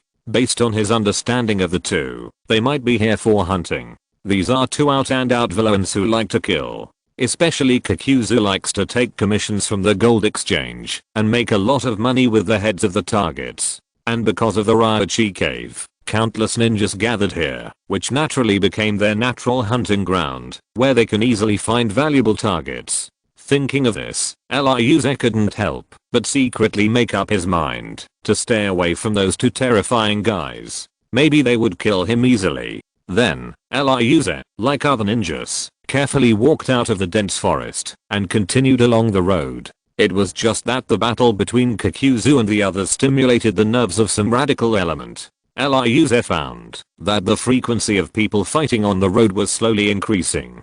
For safety reasons, Ryuze deliberately avoided those fighting ninjas every time he encountered such a situation. However, just because he didn't want to cause trouble, it didn't mean that trouble wouldn't come. On the morning of the second day, Ryuze encountered 2 ninjas who blocked his way. They deliberately took off their forehead protectors, making it difficult for people to identify their origins. But sensing the chakra fluctuations on them, Ryuze still recognized their ninja identities. "What do you 2 need?" Ryuze stopped 5 meters away and asked the 2 with a smile. "Boy, judging from your appearance, you should be from the Kirigakure Taketori clan, right?" One of the 2 asked with a one-eyed man, and his eyes stayed between Ryuze's eyebrows. There were 2 dot-shaped red marks there. He vaguely remembered that it seemed that only the Taketori clan had this appearance feature. Just like the Byakugan of the Hyuga clan of Konoha, even if the Byakugan is not activated, their eye children can clearly see that they are different from normal people. "What if I say no?" Ryuze asked back with a smile. "Whether it is or not, we will know after trying it." "Do it." The one-eyed man sneered, and then rushed out suddenly.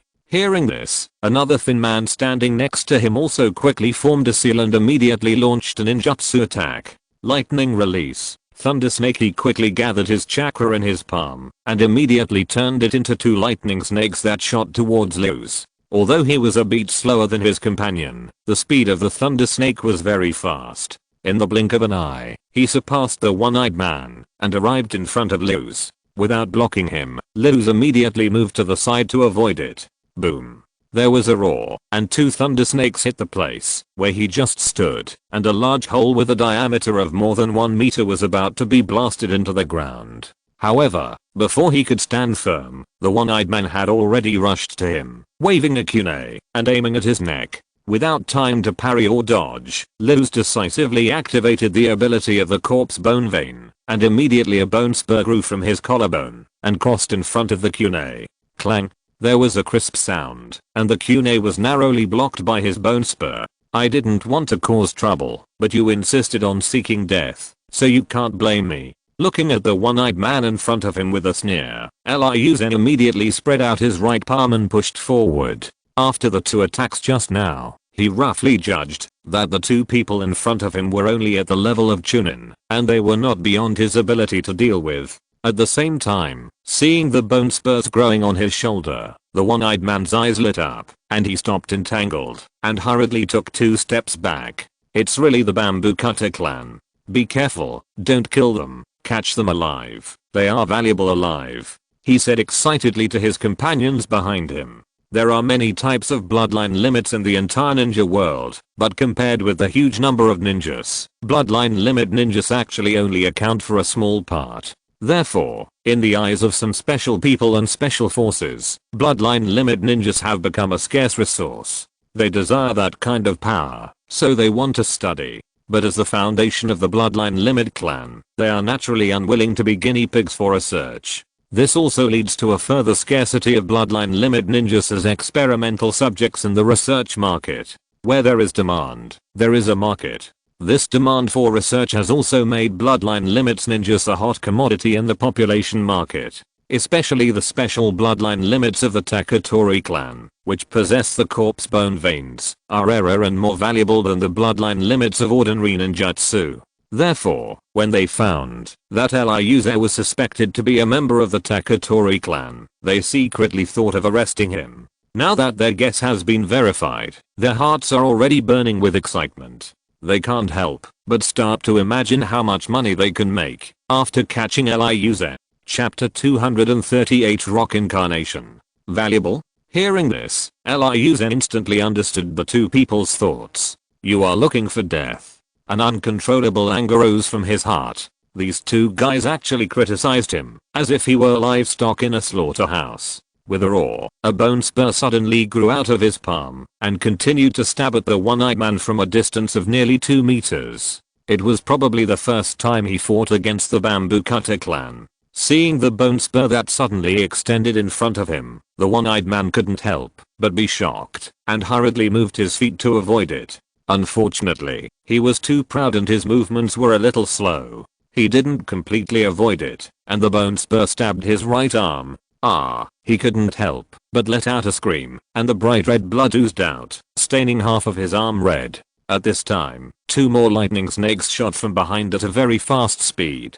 His companions rescued him in time. Liuze didn't resist, and immediately pulled out the bone spur and stepped back. Boom.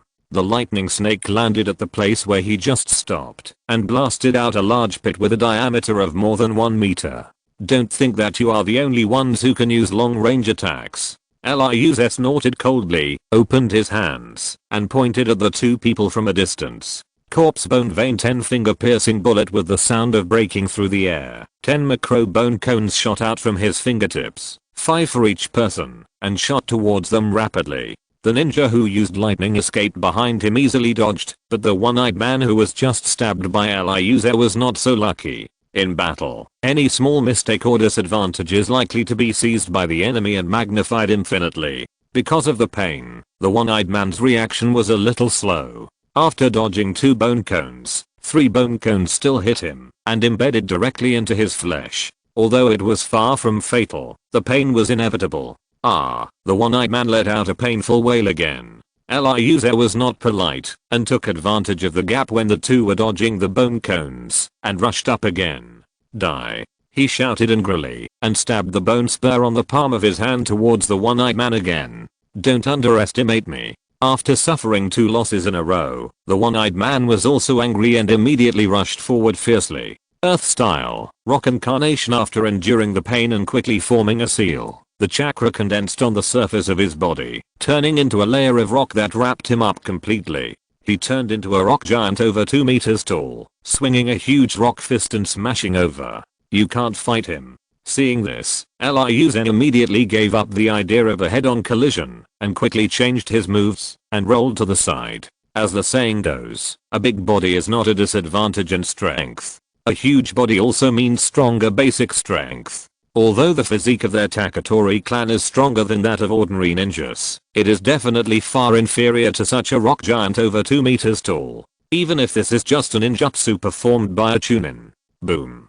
The huge rock fist fell to the ground, immediately cracking the ground and leaving a huge earth pit. Then, the one-eyed companion behind him used ninjutsu to attack again. Lightning release. Lightning ring. He gathered the lightning release chakra in his palm and threw it hard.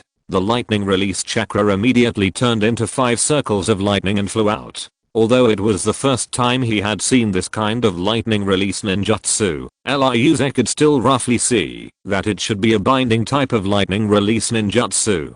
Once caught by the lightning ring, it would be very troublesome. Helplessly, he could only give up the idea of counterattack and continue to roll to the side to avoid it. Swish. The first lightning ring missed, and the surging thunder power burned a black scorch mark on the ground. But then, under the control of the caster, the second lightning ring came towards Ryuzen again. Ryuzen did not dare to stop, and immediately got up from the ground, and then quickly retreated. Swish. The second lightning ring also missed, leaving a black scorch mark on the ground. Just as Ryuzen was about to dodge the third lightning halo, the rock giant rushed up and punched him hard in the back. Naive. Ryuzen stepped on his feet and immediately flew into the air, avoiding the lightning halo in front and the stone fist behind. Before the rock giant could put away his fist, he had already landed on the opponent's arm and ran up along that arm. You are looking for death. Feeling that he was being played, the rock giant was furious and immediately swung his other huge palm to slap him. Unfortunately, every inch has its own strengths and weaknesses. At this distance, the 2-meter-tall rock giant was too lazy to be flexible. Ryuzen only accelerated to avoid the attack of the opponent's other hand. Boom. The rock giant's attack missed and hit his other arm. Immediately, countless rocks collapsed and fell to the ground. At this time, the fourth lightning halo also fell, but it still failed to trap Ryuzen, who suddenly accelerated. Seeing that the rock giant's head had entered his attack range, Ryuzen immediately bent his right leg and launched a counterattack with a fierce knee. Bang! Because of its large size, the rock giant could not dodge at all and was directly hit by Ryuzen's powerful knee. However, the rock giant didn't care about it at all. Because it was wrapped in thick rock layers, ordinary physical attacks were basically useless to him. However, the one-eyed man who turned into a rock giant ignored that Ryuzen was also a bamboo ninja, with physical destructive power far exceeding that of ordinary ninjas. At the moment when his knee hit the giant's head, Ryuzen used the ability of corpse bone vein to produce a thick bone spur from the knee position. Bang! In an instant, a white bone spur pierced the rock giant's head. Then, countless cracks spread with the bone spur as the center. When it expanded to the limit, the entire rock giant's head completely collapsed, revealing the panicked face of the one-eyed man. He was lucky, because the human body and the rock are not the same size, and the vital parts of the head do not overlap. Ryuzen's fatal knee did not hurt the one-eyed man inside, and he luckily avoided the fatal blow. At this time, the last lightning halo fell. Unfortunately, Ryuzen rushed down from the rock giant with the momentum of the impact, and the lightning halo instead hit the rock giant that just overlapped with Ryuzen. In an instant, lightning burst out from the halo, covering the entire rock giant in a blow-up of electricity. Luckily avoided the fatal blow, but was accidentally injured by his companion's ninjutsu, and the one-eyed man couldn't help but scream in pain. Fortunately, the lightning halo is mainly for binding, not for killing. Although he suffered a great loss, he was not worried about his life. However, Ryuzen's target has never been this rock giant that seems difficult to deal with, and the knee just now was just a byproduct. While the one-eyed companion behind him had exhausted his ninjutsu power and had no time to use new techniques, he immediately used the flash body technique to get close to him. Chapter 239. Killing 2 people. Die. Corpse vein willow dance bone spurs appeared in the palms of his hands, and Ryuzen used his own special physical skills without hesitation. Compared with the bulky rock giant, this ninja who was good at using lightning escape was obviously a greater threat to him. Especially the lightning escape binding ninjutsu that the opponent just used forced him to jump up and down to avoid it. Therefore, Ryuze launched a fatal attack as soon as he came up, not wanting to give the opponent any chance to struggle and escape. However, the opponent was obviously not incompetent. Seeing that there was no time to use ninjutsu again, he immediately retreated backwards and just avoided Ryuze's first and second attacks. Be careful, the rock giant was immediately anxious when he saw his companions being chased, but he was trapped by the lightning halo, and it was not easy to get out of it. Helplessly, he could only mobilize his strength and struggle desperately, trying to get rid of the restraints as soon as possible and reinforce his companions. Unfortunately, it would be difficult for a ninja who was good at ninjutsu to get rid of a physical ninja who was close to him. Even his life would be in danger. Seeing Ryuze's continuous attack, the one-eyed companion knew that something was wrong and immediately drew out his kunai to resist. However, after blocking Ryuze's 2 consecutive attacks, his arms were numb and his reaction speed was much slower. Finally, when he was hit by the 5th attack, he couldn't block it anymore and was stabbed on the wrist by Ryuze's bone spur. The one-eyed companion couldn't help but scream, and the movement of his hand to resist couldn't help but stagnate. However, the pain he faced had just begun. A missed move meant that he had no more energy to dodge Ryuze's next combo. Swish. Ryuze used his hands and feet, and his elbows, knees and almost all the joints of his body became his attack weapons. The moment he came into contact with the enemy, he gave birth to bone spurs and completely pierced the enemy in front of him. Finally, after he completely finished a set of willow dance combos, the one-eyed companion fell to the ground covered in blood and no longer had a breath. At this time, the one-eyed man had completely escaped, shattered the lightning halo that bound him, and restored the head of the rock giant. Seeing his companion dead, he was furious. "I want you to die," he roared and rushed towards Ryuze. "That's not easy." Ryuze did not hide the mockery on his face. After killing one person, he felt much better. The most important thing is that, judging from the current situation, the only one-eyed man left should be a ninja who is good at defense. Without the assistance of his companions, he is not his opponent at all. Ryuze immediately took the initiative to meet him. However, when the distance between the two sides was about 10 meters, the rock giant suddenly jumped up, huddled in the air, and smashed straight towards Ryuze. This move is lethal, but it's a pity that it doesn't hit anyone. Ryuze sneered and accelerated his forward speed again. The rock giant is huge in size, and with the sprint speed, its lethality is naturally not to be underestimated.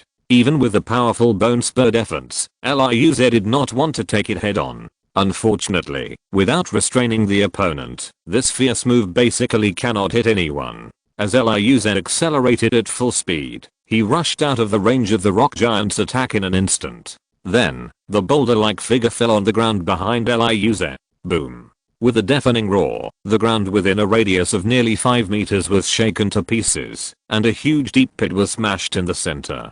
Unfortunately, it was useless to hit anyone. Then, Ryuze generated bone spurs from the soles of his feet and stabbed them into the ground, forcing himself to stop from the high-speed sprint state, and then hurriedly turned around and killed back. After such a fierce attack, the opponent must have consumed a lot of energy and might have a short period of exhaustion. Faced with such an opportunity, he would naturally not let it go easily. Swish. The distance of nearly 5 meters was reached in an instant, and Ryuze jumped up, generated a huge bone spur as thick as a wrist, grabbed it in his hand, locked the head of the rock giant, and stabbed it from top to bottom.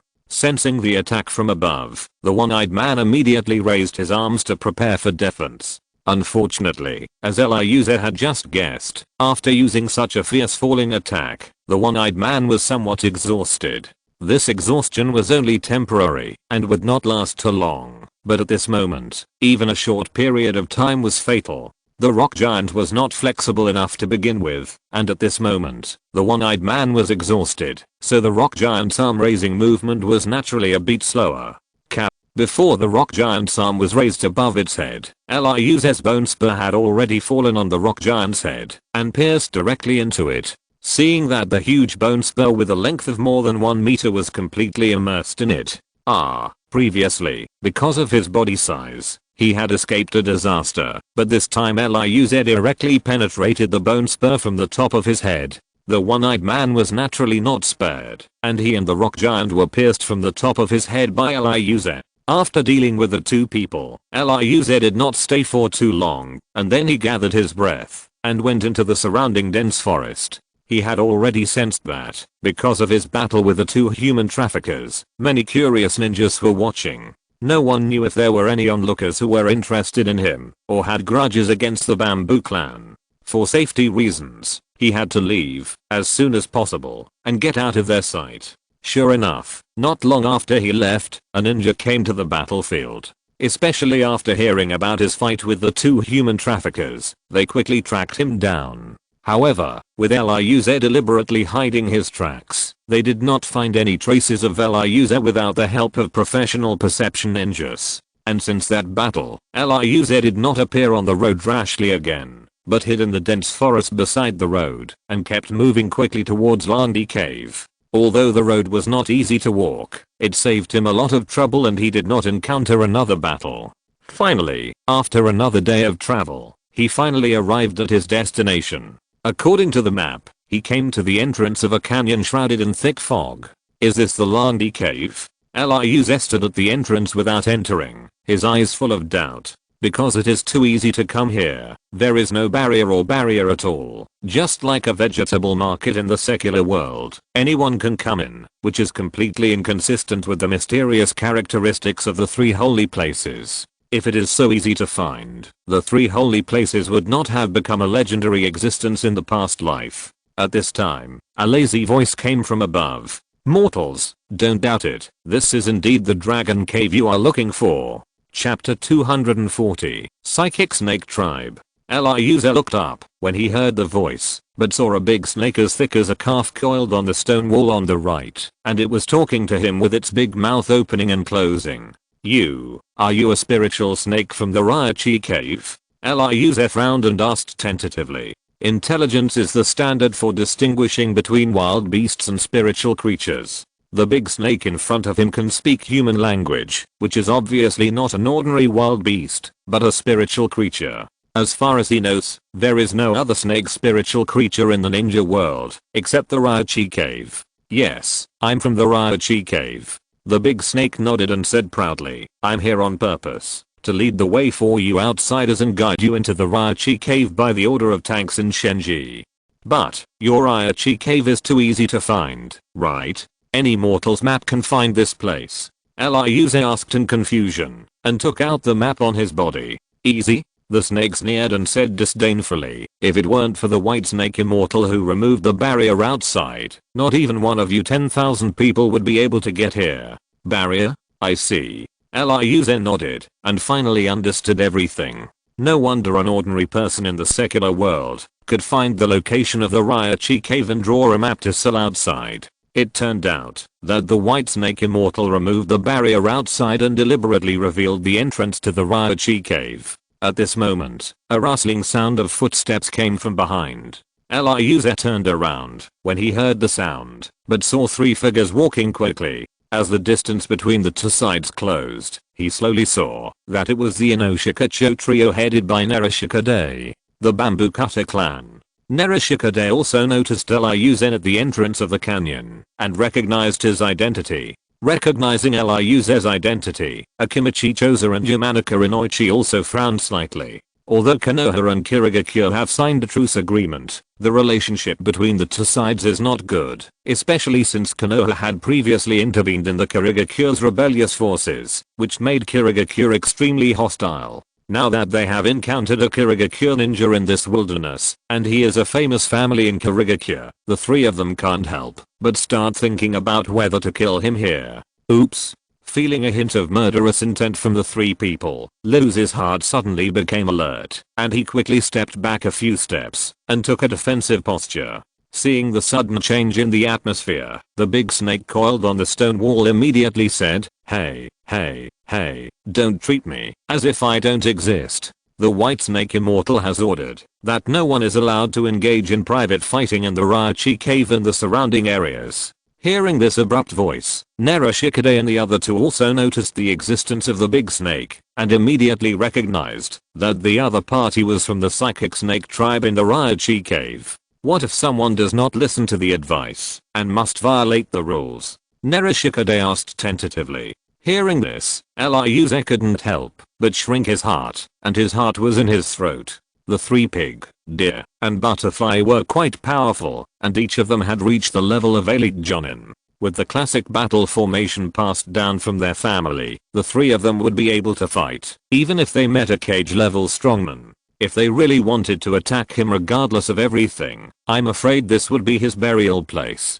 The big snake sneered. The power of the White Snake Immortal covers the entire Raichi Cave and the surrounding area. No matter what you do here, you can't hide it from the ears of that adult. If you want to violate the adult's rules, you must be prepared to accept the adult's punishment. Are you ready? As it said this, it couldn't help but glance at the three people playfully. As a guide snake, it had been waiting here impatiently for a long time. If someone made some noise, it would be nice to let it watch a good show. Hearing this, Nera Shikade immediately replied with a smile on his face. Of course we will abide by the rules of the White Snake Immortal, and will not mess around. The White Snake Immortal is very powerful, and is said to be one of the strongest immortals in the entire ninja world. If it is not necessary, he still does not want to provoke him, especially since they are also here for immortal arts this time. If they miss the opportunity, because of a small bamboo cut ninja, they will regret it. In an instant, Luz felt his body lighten, and the trace of murderous intent released by the three people had dissipated. That's such a pity. Orochi did not hide his bad taste. Then, it plucked 4 more scales from its body, and threw them at the 4 people present. Continuing, these are my scales, with the protection of the Immortal's aura, which can guide you through the maze smoothly, and reach the temple outside the White Snake Immortal. However, there are many psychic snakes hidden in the maze outside the temple. That is a test given to you by the adults. Whether you can successfully reach the temple and learn the immortal arts depends on your luck. Hearing this, the 4 people naturally did not dare to neglect it, and immediately took the scales thrown down in their hands. Let's go. After taking a last look at Eliuze, Nera Shikade and the other 2 went directly into the canyon and disappeared. Aren't you going in yet? The snake asked, after looking at Eliuze who was still indifferent. No hurry, no hurry. Playing with the fingernail-sized snake scales in his hand, Eliuze asked tentatively, there is one thing I'm curious about. Since the White Snake Fairy is willing to teach the magic arts widely, why doesn't she directly open up a safe passage so that everyone can go directly to her temple? Why keep these complicated procedures? The big snake sneered undisguisedly. Mortal, have you forgotten something? The White Snake Fairy is willing to open the door of the Langdi Cave so that all of you have the opportunity to come in and learn the magic arts. This is a gift from the master, not something the master owes you. Don't you think you are asking for too much? What's more, with so many of you coming here, if everyone wants to get the master's guidance, wouldn't the master be exhausted to death? Hearing this, Eliuze suddenly understood that the big snake in the maze was a sieve used to filter out impurities and eliminate the qualifications of some people to practice magic arts. As for why the White Snake Immortal removed the barrier outside, but kept the obstacles in the maze, and performed these seemingly contradictory operations, it is actually easy to explain. Because the snakes here eat people. Eliuze remembered very clearly that the 10,000 snakes summoned by Orochimaru came from the Raichi Cave, and every time they were summoned by the spirit, Orochimaru needed to offer some people as sacrifices. The White Snake Immortal removed the barrier because he wanted to put those guys outside who couldn't find a way in into his own bowl. As for the big snake in the maze, to put it nicely, it was a test from the Immortal, and to put it bluntly, it was the hunting ground of this group of spirit snakes, where they could eat people openly. They had bad intentions from the beginning, and were not good people. Chapter 241 Instant Maze. At this moment, there was a rustling sound of footsteps in the thick fog in the distance. Someone is coming again. The big snake spit out its snake tongue, and looked in the direction of the footsteps. Then I won't bother you anymore. After saying goodbye to the big snake, Ryuzen immediately flashed into the canyon. Although the White Snake Immortal forbids others from fighting privately here, this prohibition is only a deterrent punishment and does not have the immediacy of mandatory force. If he met an enemy here and the other party was determined to kill him, the White Snake Immortal might not be able to stop him in time. For safety reasons, he decided to avoid other people as much as possible. At least avoid other people before seeing the White Snake Immortal. The canyon was still covered with thick fog, and the vision was severely limited to within 5 meters. However, it was enough for Ryuzen to see everything around him. The canyon was desolate, and there was no green vegetation at all, but there were a lot of snakes. Ryuzen saw no less than 20 snakes, just by walking less than 10 meters forward. However, compared with the big snake outside that led him, the snakes in this canyon were relatively small, about the same size as normal snakes. More importantly, Ryuzen could not sense any intelligence in them. They were obviously just a group of ordinary snake beasts, not the psychic snakes with intelligence. After carefully avoiding them and walking forward for nearly 50 meters, Ryuzen came to the end of the canyon. In front of him was a huge stone wall, under which there was a nearly 10-meter high hole, and above the hole were 3 big characters clearly engraved, Landi Cave. It turns out that this canyon is only the periphery of Landi Cave. After sighing, Ryuzen strode in. The cave was dim, but not completely blind, because there was a layer of strange moss growing on the cave wall, emitting a faint light. With the help of that faint light, Ryuzen could also see the situation in the cave clearly. It was a huge cast cave, with sharp stone cones hanging on the ground and the top of the cave. The strange thing is that there are countless ordinary snakes in the canyon outside, but there is not a single snake in this place, and there is no hissing sound of snakes spitting out their tongues, which is unique to the canyon. It seems particularly quiet. Interesting. Ryuzen continued to move forward along the cave, trying to restrain his chakra breath and footsteps as much as possible. After walking forward for about 10 minutes, he came to a fork in the road. A fork in the road with 5 forks. People have walked through all 5 forks. Is there more than one route through the maze? After observing the 5 forks, Ryuzen couldn't help but ask a question. Because he found many human footprints outside each fork. But he also remembered that the guiding snake outside said that the snake scales it gave to everyone had the protection of the immortal and could guide everyone out of the maze. If that guy didn't lie, everyone who entered through these 5 paths should have reached the end and successfully arrived outside the temple of the White Snake Immortal. Try it. With curiosity, Ryuzen took out the snake scales. Because the guiding snake did not specify how to use the snake scales, he could only try it out on his own. After trying several methods such as dripping blood and liquid, Ryuzen accidentally discovered that when approaching the fork in the road, the snake scales that were originally ordinary would emit a faint light. Could this be the so-called guidance? After exiting the fork in the road, Ryuzen turned around and walked into another fork next door. The faint light on the snake scales in his hand, which had been extinguished when he exited the fork, immediately lit up again. Interesting. Then, Ryuzen tried the remaining forks again. The result was very surprising. Standing at the 5 forks, the snake scales in his hand would emit a faint light. It seems that, if the snake scales are fine, there is indeed more than one route to the White Snake Immortal Temple. Seeing this result, Ryuzen did not hesitate anymore and randomly chose a fork and walked in. After walking for nearly 10 minutes, he suddenly felt a slight shaking under his feet. What's going on? Ryuzen stopped in doubt. But the shaking sensation from the ground not only did not stop, but became more and more intense. When he got to the back, the whole tunnel was shaking. He hurriedly used his chakra to absorb the ground and barely managed to stand firm. However, this sudden shaking sensation came and went quickly. It lasted for less than a minute, and the shaking sensation from the ground completely disappeared, as if it had never appeared at all. Only some stone cones that had just fallen from the top of the cave remained on the ground. What happened just now? Was it an earthquake? Ryuzen was confused. At this moment, he suddenly found that there were 2 more forks in the road ahead. Ryuzen was stunned for a moment, and could not speak. He clearly remembered that there was no fork in the road ahead before the earthquake just now. Could it be that the White Snake Immortal changed the entire maze structure? Looking at the extra fork, Ryuze couldn't help but start to speculate. This speculation is not groundless, because he clearly remembered that in the previous life, during the 4th Ninja World War, Kabuto Yakushi had learned immortal arts here, and demonstrated an immortal art of changing the terrain in organic reincarnation. You know, the ability to change the terrain is not like ordinary ninjas, who destroy the terrain through ninjutsu to achieve their goals, but a kind of communication with nature, controlling natural materials, so that the terrain can change smoothly at will.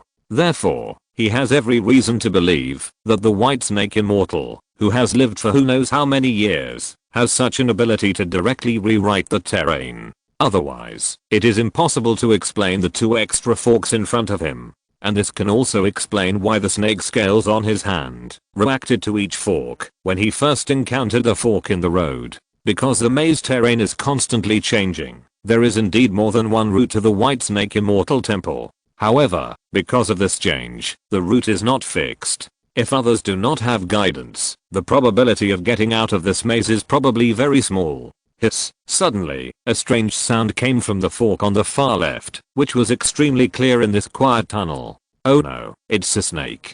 Ryuze's face suddenly became extremely solemn after instantly recognizing that it was the sound of a snake spitting out its tongue. From the sound, it can be roughly judged that it came from only one snake instead of multiple snakes, but the other party must be not too small to make such a sound just by spitting out its tongue. Especially in this Ryachi cave, the owner of that spitting sound is likely to be a psychic snake. The psychic snake clan has intelligence that is no less than that of humans, and it is no easier to fight them than to fight a ninja. Especially since the specific strength of the other party is not clear. Ryuze does not want to meet such an enemy, or even fight. Chapter 242 Two-Headed Snake. Then, after quickly testing the 3 forks, Ryuze locked onto the middle tunnel. That was the only one that could make the snake scales glow and went in. Not long after, a two-headed snake that was 4 or 5 meters long came out from the left fork. Someone just passed by here. Smelling the remaining human breath in the air, the two-headed snake stopped, and all 4 eyes were full of excitement. Middle, she went to the middle path. The snakehead sitting next to him said excitedly, okay, I got it. The snakehead on the right was a little impatient, but still cooperated with his other head and controlled the snake body to go into the middle fork. In the maze tunnel, Ryuze rushed forward along the tunnel without even daring to turn his head because he had heard that the hissing sound of the spitting letter not only did not weaken, but became stronger and stronger. Damn, that guy is catching up. After cursing inwardly, Ryuze quickened his pace again. Unfortunately, even if he used his full speed, he could not get rid of it. Instead, he heard the hissing sound behind him becoming clearer and clearer. Finally, after running for nearly 10 minutes, Ryuze was caught up by the psychic snake behind him. Boy, don't run away, just stay here and be our food. The snakehead on the left sneered, and then suddenly spit out a thick blue electric light. Thunder escape. Thunder cannon. Sensing the crisis behind him, Ryuze dared not run away again, and hurriedly touched the ground, and the whole person rushed to the right. Boom. The blue electric light passed by and hit the cave wall in front. In an instant, the earth collapsed, and the rocks cracked, and the entire cave wall collapsed, completely blocking the cave entrance in front. Damn it. Ryuze realized that the other party's intention of this attack was not to really attack him, but to block his way. Okay, now you don't have to run away. Just stand there and let me swallow you. The snakehead on the left was very proud and swam over slowly. At this time, Ryuze finally saw clearly that the one chasing him was a brown two-headed snake. Although it was not as huge as the 10,000 snakes in his memory, it was still 5 or 6 meters long, a monster. It was not difficult to swallow him alive. Want to eat me? It's not that easy. With his back against the rock wall, Ryuze took an attacking posture and silently produced 2 bone spurs from his palms. Since there was no way to escape, he could only fight. The Bamboo Cutter clan. Seeing the bone spurs on his hands, the two-headed snake stopped, with a little more surprise and caution in his eyes. It never expected that the target it had finally found was actually a bloodline limit ninja, and he was from the Bamboo Cutter clan. If it was a general ninjutsu type bloodline limit, it would be a little troublesome at most, but this special physical transformation bloodline limit was different. Most of them contained more bizarre and terrifying abilities, and were very difficult to deal with. For example, the bamboo cutter clan in front of it was a very troublesome type. They had a body full of hard bones, like a hedgehog, and it was not easy to attack. Originally, it wanted to eat Ryuza alive, but after seeing the sharp bone spurs on its hand, it immediately gave up the idea. If it really bit down whole, I'm afraid its mouth would be pierced by the bone spurs on the other party. In that case, I'll tear you into pieces before eating you. The snakehead on the right snorted coldly, and then spit out a torrent of water. Water style, water wave. Ryuza didn't take it hard, but immediately jumped up and used chakra to absorb the rock wall behind him. But the two-headed snake's attack did not stop. After the high pressure water column was emptied, it continued to maintain the output of the water column and swept towards Ryuza, leaving an extremely conspicuous impact mark on the rock wall. Ryuza didn't stop when he saw it and immediately continued to climb up along the cliff. After climbing to the highest point, he pushed hard against the rock wall. He immediately drew a beautiful arc in the air and then flipped over the two-headed snake's head and landed accurately on the snake body behind them, looking for death. The left snake head, which had been on guard, immediately twisted its neck and bit behind it. "You are the one looking for death," Ryuza shouted angrily and immediately put his palms together, stabbing at the open snake mouth like a sharp sword. Corpse bone vein, life in an instant, driven by his chakra, bone spurs grew out of his arms one after another. They were entangled like vines, with the tips overlapping and facing upwards, wrapping Ryuza's arms inside, and the whole thing seemed to have turned into a spiral sword. Although the two-headed snake had been on guard and knew that it could not swallow Ryuza alive, it was after all the first time fighting with the bamboo clan. Therefore, when it found Ryuza falling behind it, it subconsciously bit him without thinking too much. When it saw Ryuza's arms being entangled by bone spurs and turned into a sharp spiral giant sword, it realized that it was a bit reckless. But it was too late to change its moves to avoid it. It could only avoid the vital points as much as possible and use its fangs to meet it. Ding. With a crisp collision sound, the bone spiral sword hit one of the fangs, and the powerful collision force almost shook Ryuza off his feet. However, because the collision point was biased towards the inside of the fangs, and the surface of the fangs was relatively smooth, the spiral sword also slid into the gap between the two fangs. Unfortunately, the rear end of the spiral sword was thicker, and soon got stuck between the fangs, unable to go any further. This made the left snake head, which was originally a little worried, feel relieved. However, it was too happy too early. Grow. With Ryuza's angry shout, he once again borrowed the power of the corpse bone vein to stimulate the growth of bone spurs, and the front part of the spiral sword grew rapidly again and stabbed into the inside of the snake's mouth. Ah! With a scream, the spiral sword instantly pierced into the fragile upper jaw of the snake's mouth. The left snake head shook hard in pain, trying to throw Ryuza's spiral sword out of its mouth. Knowing that his strength was not as good as this crazy beast, Ryuza immediately gave up the idea of wrestling with it and released the chakra absorption on his feet, allowing the left snake head to drag him up, and then urged the bone spurs to grow, using the spiral sword to get himself stuck between the two fangs, and continued to pierce the upper jaw of the snake's mouth. At this time, the right snake head also withdrew the water escape attack, twisted the snake head, and turned its attention to the back. Perhaps it learned from the lesson of the other head, and this time it did not open its mouth to bite directly, but instead launched a ninjutsu attack again. Water escape water iron cannon. The snake's mouth bulged, and then suddenly spit out a compressed water bullet. The water bullet swelled against the wind, and immediately turned into a huge water ball with a diameter of more than 3 meters. Covering Ryuza and its other head. Seeing this, Ryuza was immediately surprised. Originally thought that, because of the distance, the other party might have some concerns, but now it seems that he still underestimated the other party. Helpless, he could only temporarily give up attacking the snakehead on the left side, silently severed the bone connection between his arm and the spiral sword, and generated countless bone spurs from all over his body, turning himself into a human-shaped hedgehog. Chapter 243 Difficult Escape. Bang. The huge water bomb hit the man in the snake directly. Because the bone connection between him and the spiral sword was broken, Eliuser was directly smashed out and hit the opposite rock wall.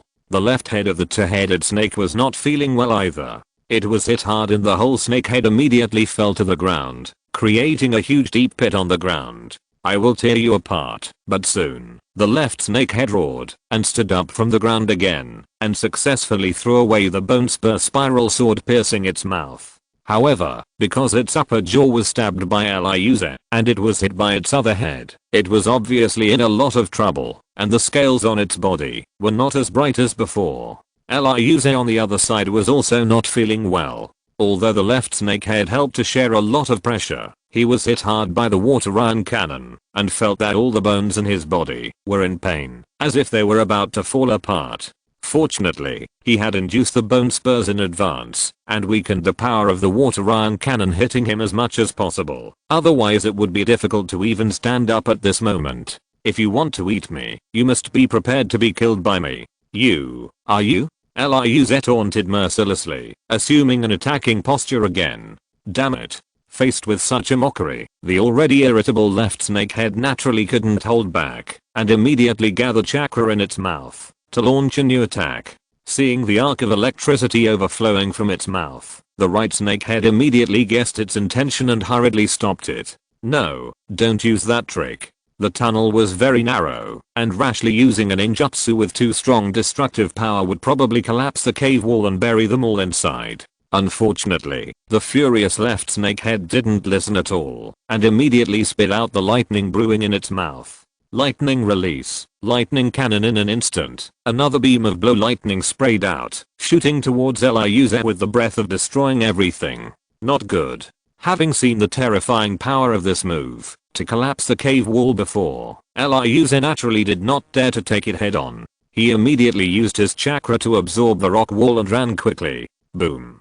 The lightning fell on the place where he had just stopped, and the rock wall exploded immediately, and countless broken stones splashed out. But the angry snakehead on the left was not willing to let him go so easily. It immediately continued to maintain the output of lightning, and swept the lightning towards Eliuser. Boom.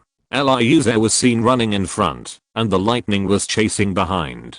The rock wall collapsed, and countless broken stones flew. The whole tunnel began to shake. Not good. This tunnel is going to collapse. Noticing this situation, Eliuser couldn't help but feel nervous.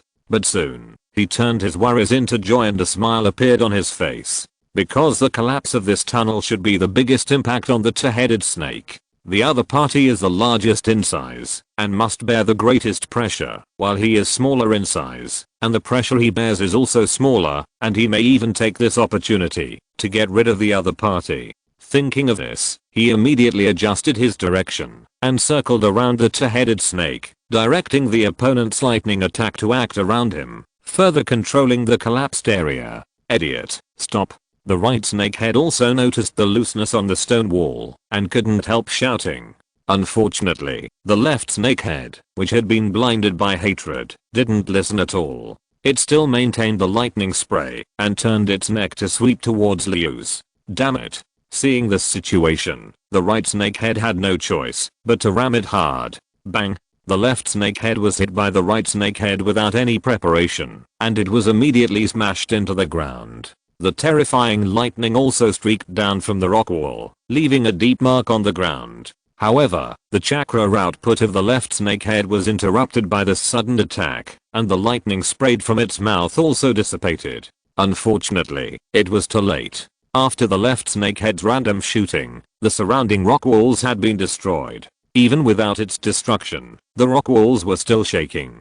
Seeing this, Eliuser stopped immediately and inserted his hands into a crack next to him. Corpse bone vein life. He once again stimulated the bone spur to pierce into the crack and use the power of the bone spur to grow and expand to continue to crack the crack. Boy, you dare. Seeing his action, the snakehead on the right immediately understood his purpose, but it was too late to stop him. After Eliuser's tossing, the rock wall, which was already on the verge of its limit, could no longer support it, and it collapsed completely with a rumble. Seeing this, the man and the snake were buried in the pile of rocks. It should be almost done. Hearing that there was no movement outside and the collapse had stopped, Eliuze, who was pressed under the rocks, stimulated the bone spurs again.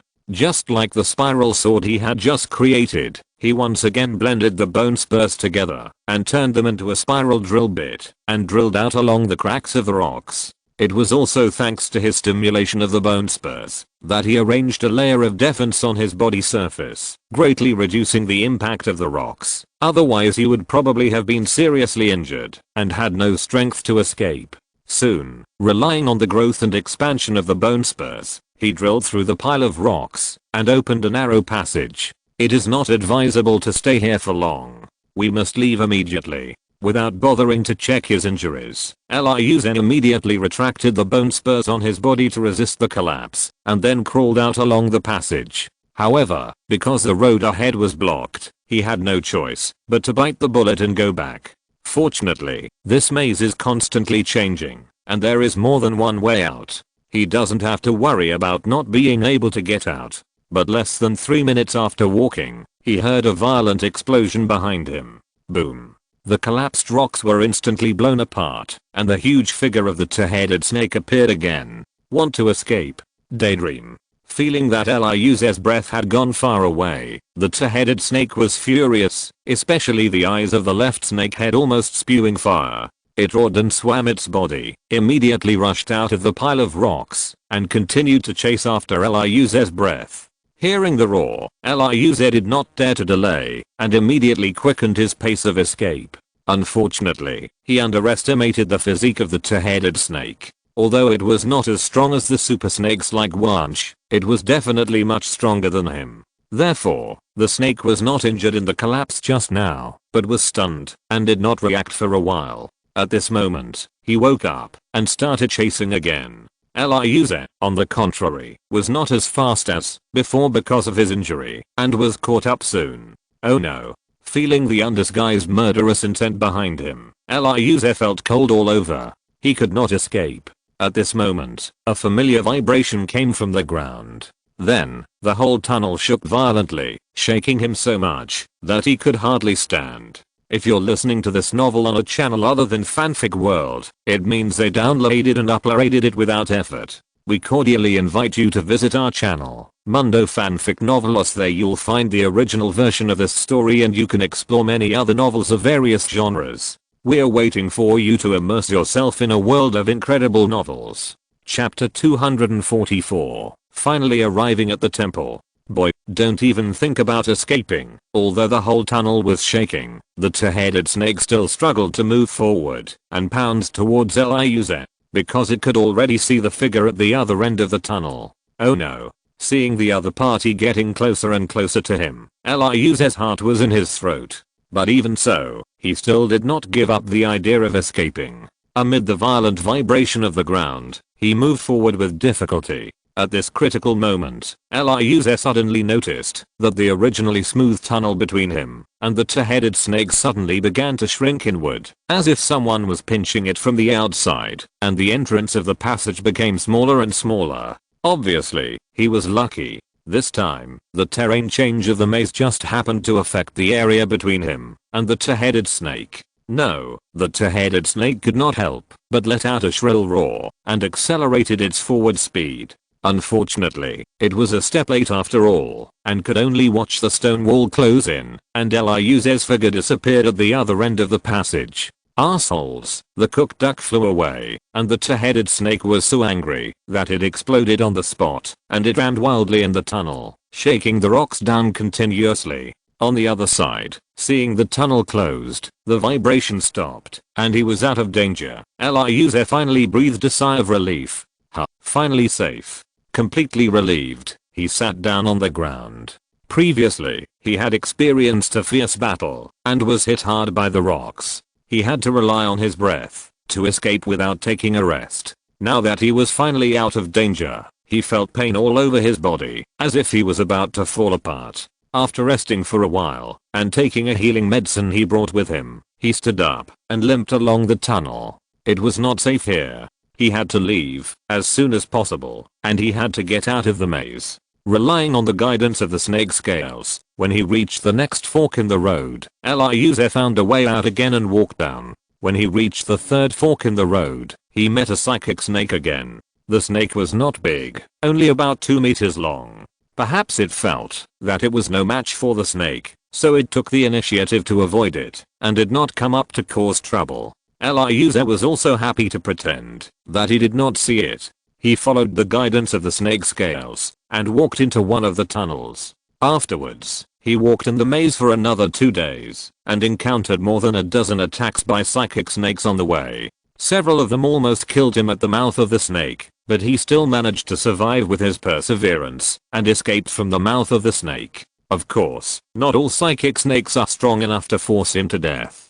Some of them are relatively weak and have poor eyesight, and they took the initiative to find him. Although he had enough strength to kill those weaker psychic snakes, Ryuze still did not kill them, but just beat them half to death and let them go. Because he clearly remembered that this was the Langdi Cave, the territory of the White Snake Immortal, and he was here to learn immortal arts. If he rashly killed the snake descendants of the White Snake Immortal, he would probably make them unhappy and cause himself some unnecessary trouble. This also led to a result that he could only let the stronger snakes hunt him, but he could not kill the weaker snakes in revenge. Although it was a bit aggrieved, he had to bow his head under the eaves. He had to consider the attitude of the White Snake Immortal, especially since the other party was much stronger than himself. As he was walking, Ryuze suddenly found that there was a bright light in front of him. It was a light different from the glowing moss on the rock wall, and it was much brighter than the moss. What is that? With doubt, Ryuze quickened his pace. Soon, he saw a glowing temple at the end of the tunnel, which was the source of all the strong light. I can finally get out. Ryuze was very excited and trotted immediately. But at this moment, the whole tunnel suddenly began to vibrate again, and the tunnel ahead was closing and changing. Oh no, the maze is going to change again. He was startled, and immediately quickened his pace, and rushed towards the exit with all his strength. He finally saw the exit, and he didn't want to be trapped in the maze for a few more days. Seeing that the tunnel ahead was getting smaller and smaller, with only a hole less than 1 meter in diameter, Ryuze was anxious and jumped directly. Fortunately, he was lucky, and finally got through before the cave entrance closed. It was a close call, a close call. Looking back at the closed stone wall behind him, and wiping the cold sweat from his forehead, Ryuze couldn't help but breathe a sigh of relief. He was just a little bit away from missing the opportunity to leave the maze. At this time, the vibration in the tunnel had completely stopped. He supported himself and stood up, striding towards the exit not far ahead. Not long after, he completely walked out of the exit. Outside was a huge cave, like an underground world, and right in front of Luz was an equally huge and simple temple, which emitted a faint glow in the dark underground, and was particularly dazzling. "Welcome here, young man." A woman with light red hair floated in, like a fairy. "Hello, Lady Tsuzuki Haim." Relying on his memory, Luz recognized the other party's identity, and bowed his head. They were the 3 great fairies under the White Snake Immortal, similar to the 2 fairies Fukasaku and Shimmer under the seat of the Great Toad Immortal of Maiboki Mountain.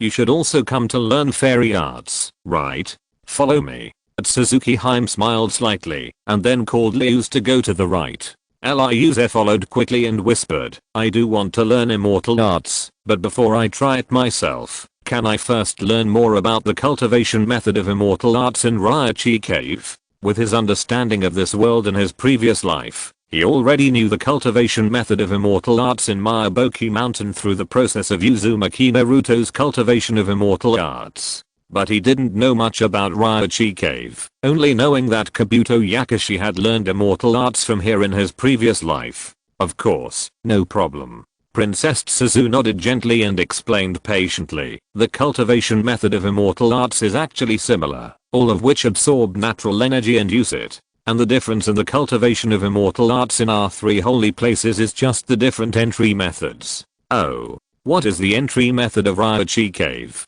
Ryuze asked curiously. Princess Suzu didn't answer, but just stopped and looked ahead. Ryuze looked up and saw a huge open space in front of him. There were many ninjas sitting cross-legged on the open space. A rough count showed that there were no less than 3,000 people. I don't know why, but everyone looked in pain, as if they were enduring something. At this moment, one of the ninjas seemed to be unable to endure it any longer and fell to the ground wailing, struggling desperately. Chapter 245, Tuanjin Fairy. Then, Lyuz saw that the ninja who was howling in pain suddenly grew scales one after another on his body, and his entire face, limbs and feet began to change, making him look as scary as a ghost. He was eroded by natural energy and became alienated? Lyuz asked tentatively. According to his understanding of fairy arts, the symptoms displayed by that person were very similar to the alienation caused by the erosion of natural energy. That's right. Tanjinji nodded, pointed at the man and said, he is undergoing the first stage of practice. With the seeds of fairy arts we bestowed, he allows his body to feel the natural energy and initially adapt to the integration of natural energy. Unfortunately, he failed. As he spoke, the ninja's skin was covered with scales, and his entire head bulged forward, turning into a half-human half-snake monster. Hehe, ha ha ha. He cried and laughed, constantly making strange noises from his mouth, and then slowly climbed up from the ground. Seeing this, many ninjas who were still meditating around could no longer sit still, and they stood up and hid far away. Because the alienated ninja had completely lost his mind and turned into a monster that only knew how to kill and destroy. Especially such a monster also has a certain power of immortal arts, with infinite strength and extremely strong physical defense. Ordinary people are basically no match for it. More importantly, this is the territory of the Psychic Snake clan, and several immortals have already made arrangements, so there is no need for them to meddle. Just when the out-of-control alienated ninja was about to follow his instincts to carry out massive destruction, a figure suddenly appeared on the scene. It was a woman with fluttering clothes and dark green hair, like a fairy. Lyuz recognized at a glance that it was Shinzen Shenji, one of the three fairies of Long D Cave.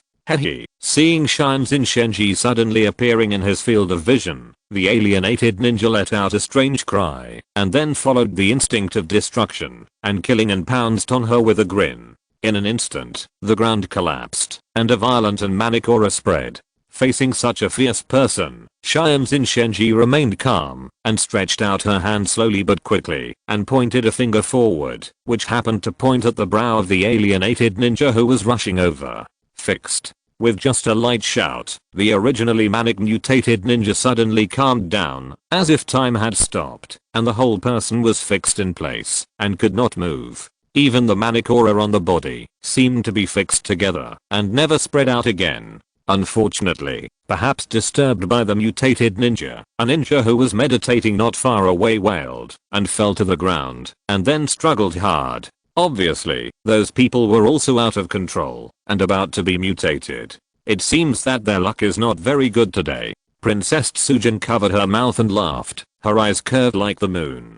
Can I ask, how are you going to deal with those out of control ninjas? Looking at the field, Liz asked cautiously. Of course, they will become our meal. Princess Tsujin chuckled, and then turned around and said, you don't think that the seeds of fairy arts we bestow are for free, right? There is no free lunch in the world. If you want to reap, you have to pay. Of course. She changed her tone, spread her hands, and continued, we are immortals after all. We can't kill without reason, otherwise we will be no different from those evil things. And we don't want much. We just need your consent to let us take away your bodies after you lose control of your immortal arts. As she said that, she couldn't help but look at Lyuz and swallowed her saliva quietly. This young and energetic body also possesses blood limits that are rare in the ninja world. If it can become their meal, it must be very delicious. Feeling the other party's gaze, as if looking at food,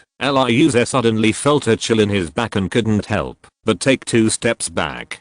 Don't be nervous. Seeing this, Princess Tsujin smiled slightly and hurriedly comforted, although I really want to eat you, I won't attack you casually without sufficient reason. Hearing her being so frank, Lyuz became even more panicked. He couldn't beat this fairy princess. If she used force, he might not even have a chance to run away. Well, have you thought it through? Princess Tuanjin grinned, revealing 2 sharp teeth in the upper row. It was unknown whether they were the fangs of her snake body or the tiger teeth of her human body. I think I'd better think about it again. And by the way, take a look at the cultivation situation of others. Liuze replied with a dry laugh. Judging from the current situation, several immortals have a laissez-faire attitude towards all learners. Without the protection of immortals, Liuze knows very well how dangerous it is to practice immortal arts alone. Even when Naruto Uzumaki was practicing immortal arts in his previous life, he was on the edge of alienation countless times. Fortunately, there was immortal Fukasaku who was always looking after him, so he was able to survive the most difficult stage in the early stage and finally successfully practiced immortal arts. In other words, if there is no immortal protection, practicing immortal arts alone, unless you are born with an immortal body, it is bound to be a life and death struggle. Considering this, Liuze did not want to start practicing rashly. Okay then. Tuan Jinji was obviously a little disappointed and nodded. You can look around here first. There are some unique immortal arts and natural energy control methods engraved on the stone wall of Ryachidan, which should be helpful to you. As she said, she pointed to the stone wall not far away. Thank you for your advice, sir. Liuze hurriedly bowed to express his gratitude. However, you can't barge into the temple where the white snake immortal is. Otherwise, you will bear the consequences yourself. She pointed to the temple on the other side and reminded him seriously. Don't worry, sir, I will not barge in. Liuze immediately patted his chest and promised. Tuan Jinji nodded and said, if you have made up your mind, you can call my name. I will come to you immediately and plant the first seed of immortal arts for you. As she said that, she couldn't help but lick her lips again. Although she couldn't eat this delicacy in a short time, it would be a good result to taste it in advance when planting the seeds of immortal arts. Then, what about the other two immortals? Aren't they responsible for the gift of the seeds of immortal arts? Liuze asked curiously. Of course they can. Tuan Jinji narrowed her eyes and said with a smile. However, I like you very much, and I hope that your seeds of immortal arts will be given by me personally. Do you understand what I mean? Faintly hearing a hint of threat, Liuze nodded hurriedly and said embarrassedly, I understand. Although he didn't know what the other party was planning, Liuze didn't dare to offend him rashly, so he had to agree for the time being. You know, the other party is an immortal, and he is also one of the most powerful people in this Langdi cave. If he really offended this person, he would definitely be bullied. Chapter 246, Immortal Technique Level 3. After finishing her instructions, Tuan Jinji smiled slightly and then disappeared into the darkness. Liuze breathed a sigh of relief and then hurriedly crossed the open space in front and came to the stone wall over there. With the glow of the moss on the rock wall and the temple, he could clearly see the words engraved on the wall. Perhaps it was specially prepared for their group of foreign learners. The words on the rock wall were very new, as if they had been engraved not long ago, and even used the common characters of the human world, without any reading difficulties at all. Like a dry sponge, Liuze eagerly absorbed all the water that could enrich himself, and browsed all the information about immortal arts recorded on the rock wall. Just as Tuan Jinji had just told him, there were countless powerful techniques and specific ways to practice immortal arts engraved on it. Just by taking a rough look, Liuze felt as if he had completely mastered the method of practicing immortal arts, and his confidence increased, and he was eager to try it out.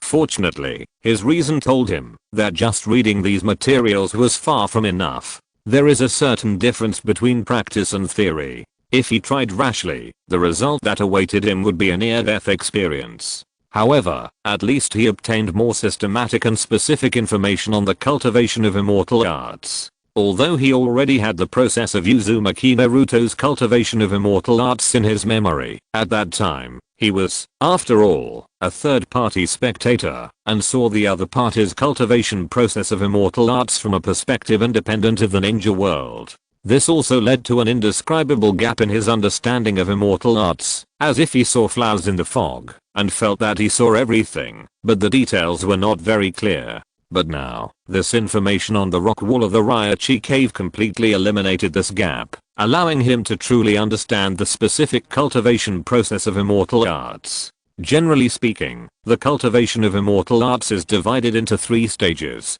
The first stage is the adaptive stage, and the 3 immortals of the Ryochi cave will plant the seed of immortal arts for the learners. It is a kind of natural energy seed that has been specially condensed. With the help of the planting of the seed of immortal arts, the learners can personally feel the existence of natural energy, and have a preliminary experience of the fusion of natural energy in the body. This is a necessary stage in the cultivation of immortal arts. It is like going to the hospital for vaccination. Generally, a skin test is required in advance to see if the human body is allergic to the vaccine, or has other problems, rather than going all the way there. After all, not everyone's physique is suitable for cultivating immortal arts. The second stage is the initial mastery. After the first stage of the trial, the practitioner can already initially feel the existence of natural energy. Moreover, because of the seed of immortal arts, he has initially adapted to the fusion of natural energy in the body. He can use external objects to further absorb more natural energy, to try to master immortal arts. When the practitioner's own chakra and natural energy form a balance, he can become an immortal and truly enter the immortal mode. However, this balance is extremely difficult to master. If the natural energy is absorbed too little, it will be oppressed by the chakra of the body and forced out of the body, and it will be difficult to survive for a long time. And if the natural energy is absorbed too much, it will in turn overwhelm the chakra of the body, erode the body, and produce alienation. Therefore, this stage of cultivation is also very dangerous. It is not that after the adaptation of the first stage, they can be completely immune to the erosion of natural energy. After all, the first stage only injected a little bit of natural energy into them. If they absorb too much natural energy, it is another matter. The third stage is the final stage of great success. There is no danger in this stage. If you pass the second stage successfully, it means that you have already stepped into the door of immortals, and are already half immortals. The core of the third stage of cultivation is to let the practitioners abandon external objects and external forces, sense natural energy alone, and actively absorb natural energy, and enter the immortal mode independently. Because the balance between natural energy and one's own chakra has been mastered in the second stage, the difficulty of cultivation in the third stage naturally no longer exists. It only has the difficulty of independent cultivation. In fact, as long as you survive the second stage of cultivation, it is only a matter of time to complete the third stage of cultivation. However, all this seems simple, but most people fall on the first and second stages of cultivation. Especially in this dragon cave, several immortals have a completely free-range attitude towards learners, and have no intention of intervening to help. And the cultivation of immortal arts cannot afford to make mistakes. A mistake means paying the price of life, and there is no chance to start over, which also increases the difficulty of practicing immortal arts. But even so, learners are still endless. While browsing under the rock wall for a while, Lyuz saw that 3 more ninjas were led here. There was no doubt that they all came to the Ryochi cave to learn immortal arts. However, they were all cautious, and did not completely let the word immortal arts overwhelm their minds and directly accept the planting of immortal arts seeds. Instead, they hurried to the rock wall like him to browse the immortal arts materials left by the immortals. Seeing that they were as hungry as he was before, Lyuz immediately gave up the interest in chatting. Because he knew that at this time, they were full of immortal arts, and were unwilling to pay attention to him at all, and he might even be hostile to them for disturbing him. Then, Lyuz turned around, and walked towards a ninja who had just finished meditating not far away. "Hello, can I bother you, my friend from Sand Village?" he asked the man with a smile. Through the forehead protector on his forehead, he recognized that he was a ninja from Sand Village. "Mist Ninja?" Seeing the forehead protector tied around his neck, the Sand Ninja frowned slightly. The Sand Village and the Mist Village had no relationship, but they were not hostile to each other. He then patiently asked, "What do you want?" Lyuz took out a few photos from his pocket and handed them over, asking, "Excuse me, have you seen the Mist Ninjas in these photos?" He did not forget that he came here not only to investigate the relevant information of the fairy arts, but also to shoulder the commission of Meditarumi to find the missing Mist Ninjas. Hearing this, the Sand Ninja took the photos and browsed through them carefully, and then shook his head and said, "I haven't seen them." but maybe you can go over there and take a look." He pointed to the deeper part of the cave and continued, "There are practitioners who have entered the second stage of the fairy arts. If there are one or two lucky ones among your companions, you may be able to find them in there." As he said this, his face couldn't help but have a hint of playfulness. Although the Raichi cave completely opened up the method of practicing fairy arts for them, this path of practice is not completely barrier free. Just in the maze outside, there are countless ninjas who have become food for the psychic snake. As for the first and second stages of cultivation of the immortal arts, no one knows how many people died. Chapter 247. Hearing the legend again. "Thank you, I'll go check it out." Eliuse smiled politely, not getting angry at the other party's teasing, and then asked, "Raichi cave has been open for a while. I wonder if there are any ninjas who have come to study here, and whether anyone has entered the third stage of fairy arts training." Third stage. Hearing this, the sand ninja's face suddenly became serious, and he said seriously, "Yes, there is more than one person who has entered the third stage of training, and one has actually completed the fairy arts training and left Raichi cave." What? Eliuse was shocked. He already knew how difficult it was to practice fairy arts. He had asked with a try and see attitude, but he didn't expect that someone would actually enter the third stage and complete the training and leave here. This was really beyond his expectations. However, after calming down, Eliuse figured out the key. The practice of fairy arts is difficult, especially under the care of several fairies. The difficulty is immeasurable, but the success rate is not zero.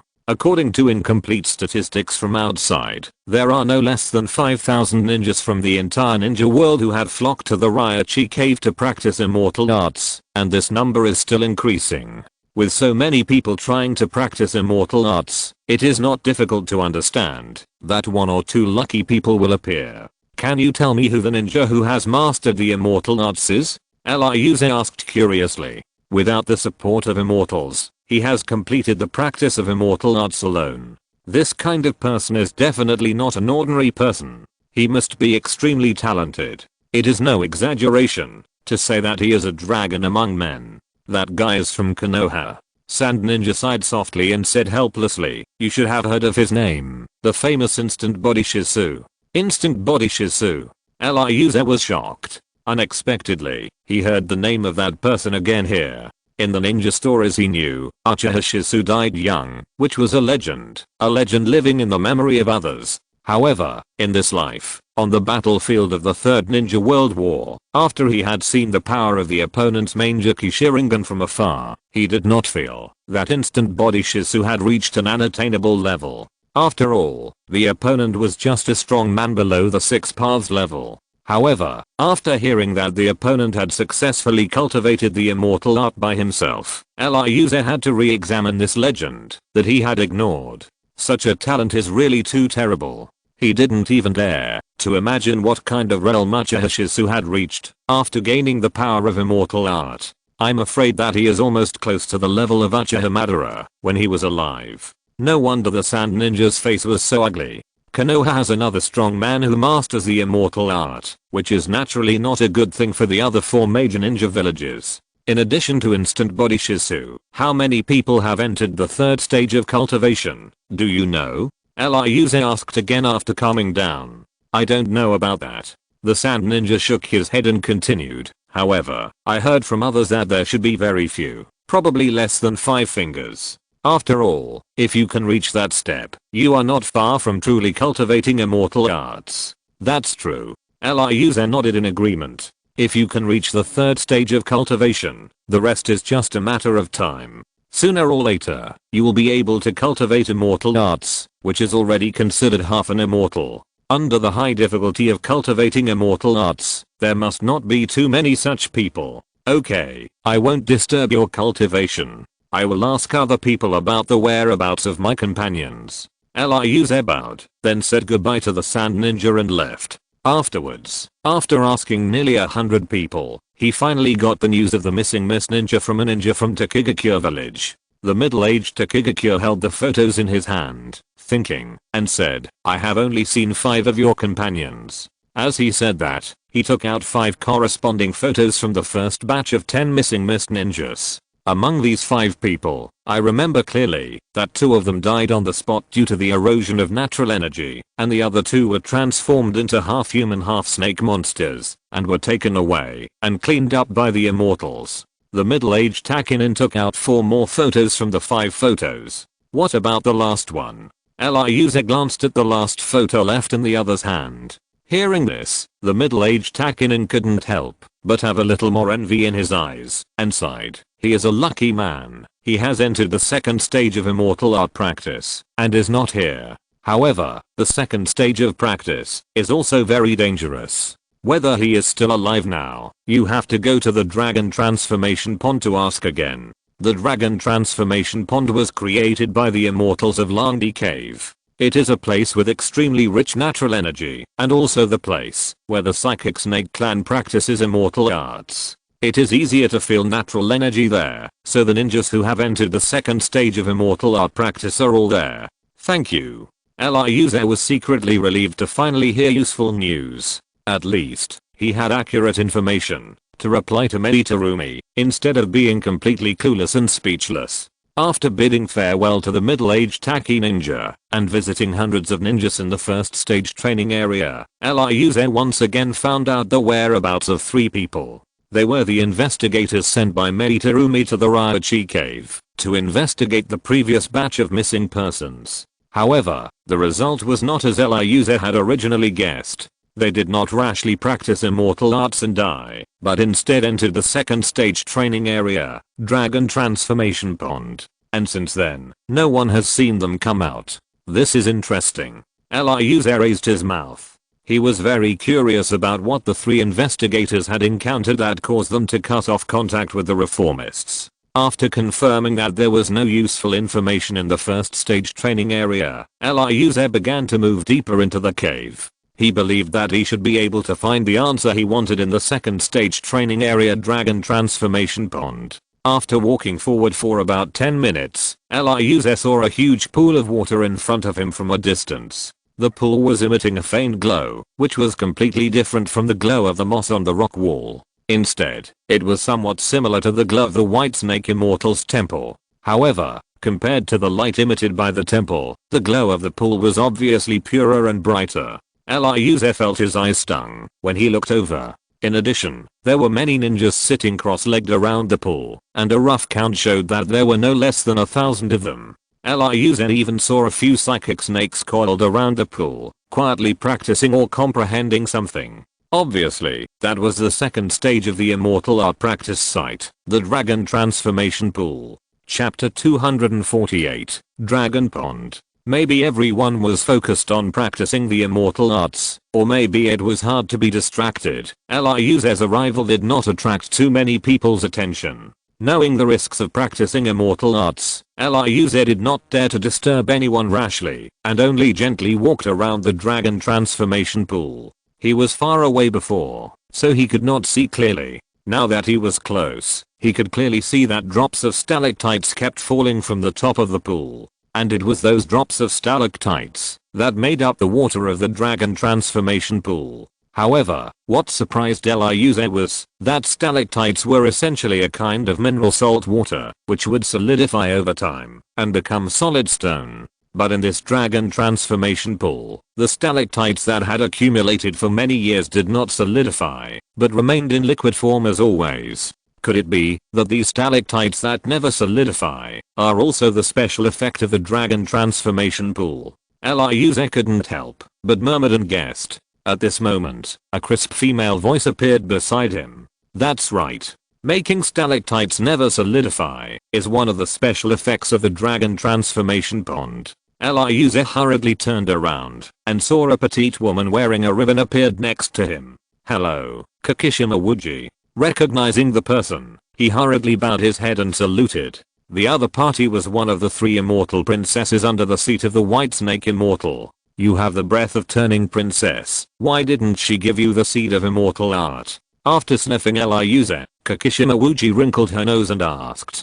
As immortals, they are extremely sensitive to the perception of natural energy. Logically speaking, if Eliuser has the seed of immortal art, it is impossible to hide it from her perception. Eliuser then smiled and explained, I want to observe other people's practice again, and then decide whether to learn immortal arts. Another self-righteous guy. Kakishima Wuji couldn't help shaking her head after hearing this. In fact, there are so many immortal arts learners in Langchi Cave, and there are not a few ninjas like Eliuser who claim to be smart and want to wait and see in advance, and there are quite a few of them. But this did not help them practice immortal arts. Without the guidance of immortals, it was meaningless, even if they knew more. After all, learners still had to rely on their personal talents and a little bit of luck to truly practice immortal arts. Of course, this kind of understanding was useless for practicing immortal arts, but at least it allowed them to calm down and think about whether they should learn it. After such a calm thinking, a considerable number of these onlookers wisely chose to give up, which indirectly increased their survival rate. As for those practitioners who directly entered the study of immortal arts, they naturally had a narrow escape. Hearing the other party's ridicule, Eliuser did not dare to refute. He pretended that he didn't hear it at all, and asked with a smile, excuse me, sir, is there any special reason for deliberately keeping the stalactites in liquid form? Kakijima Wuji said proudly, these stalactites are not ordinary stuff you see outside. As the natural essence in the cave, they are also an excellent carrier of natural energy. Therefore, our ancestors used stalactites as a medium, and assisted by fairy arts to actively condense, so as to build this dragon pond rich in natural energy. However, once the stalactites solidify, the natural energy contained in them will also stagnate, and it will be difficult for people to absorb and use them. So, we must always keep them in this liquid form. So that's the case. Eliuser nodded, as if he remembered something, and suddenly asked, I remember that there is a toad oil pool rich in natural energy in Miyaboki Mountain. The toad immortals there will use toad oil to help others practice fairy arts. Is that also something similar to the dragon pond? I didn't expect you to know so much. Kashima Wuji turned around, looked at him in surprise, and nodded, saying, yes, that is the product created by the Psychic Toad clan to assist in the practice of immortal arts. According to this calculation, there should be a similar creation in the Wet Bone Forest, one of the 3 holy places? Eliuser asked curiously. You guessed wrong.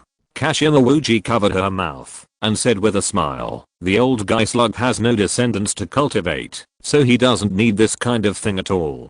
After hearing this, Eliuser was speechless and didn't know what to say. It was not until then that he remembered that there was only one slug immortal in the entire Wet Bone Forest, and there were no descendants of the same clan, so naturally there was no need for a creation like the Dragon Transformation Pool to assist in the practice of immortal arts. Indeed, that person doesn't need this kind of thing. He smiled bitterly and shook his head. Seeing that the fairy was in a good mood, Eliuser took out a few photos and handed them over carefully and asked, excuse me, sir, have you seen my companions? In this Ryochi cave, no one should be able to compare with these immortals who rule everything in terms of intelligence. Companions?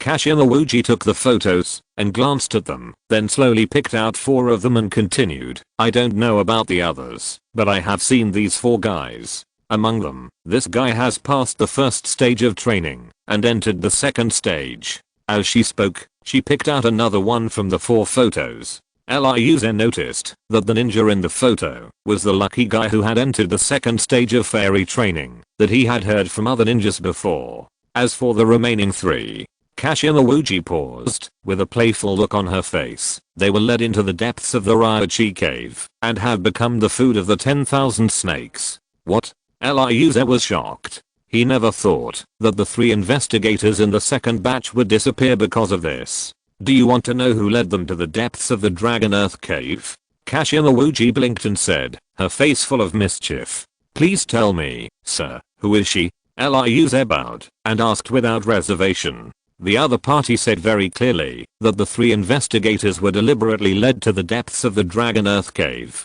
Obviously, that person had bad intentions from the beginning, but because of the rules set by the White Snake Immortal, he did not dare to do it himself, but led people to the depths of the Dragon Earth cave and killed people with the hands of the 10,000 snakes. In this way, the white snake immortal naturally had nothing to say, especially since the 10,000 snakes also benefited, so she naturally had no need to intervene to stop it. Hearing this, Kashimaguchi slowly raised a photo with a playful smile and said word by word, "That person, that's him." Eliuser looked closely and saw that the person in the photo was the lucky one who belonged to the Reform faction and had entered the second stage of immortal art practice.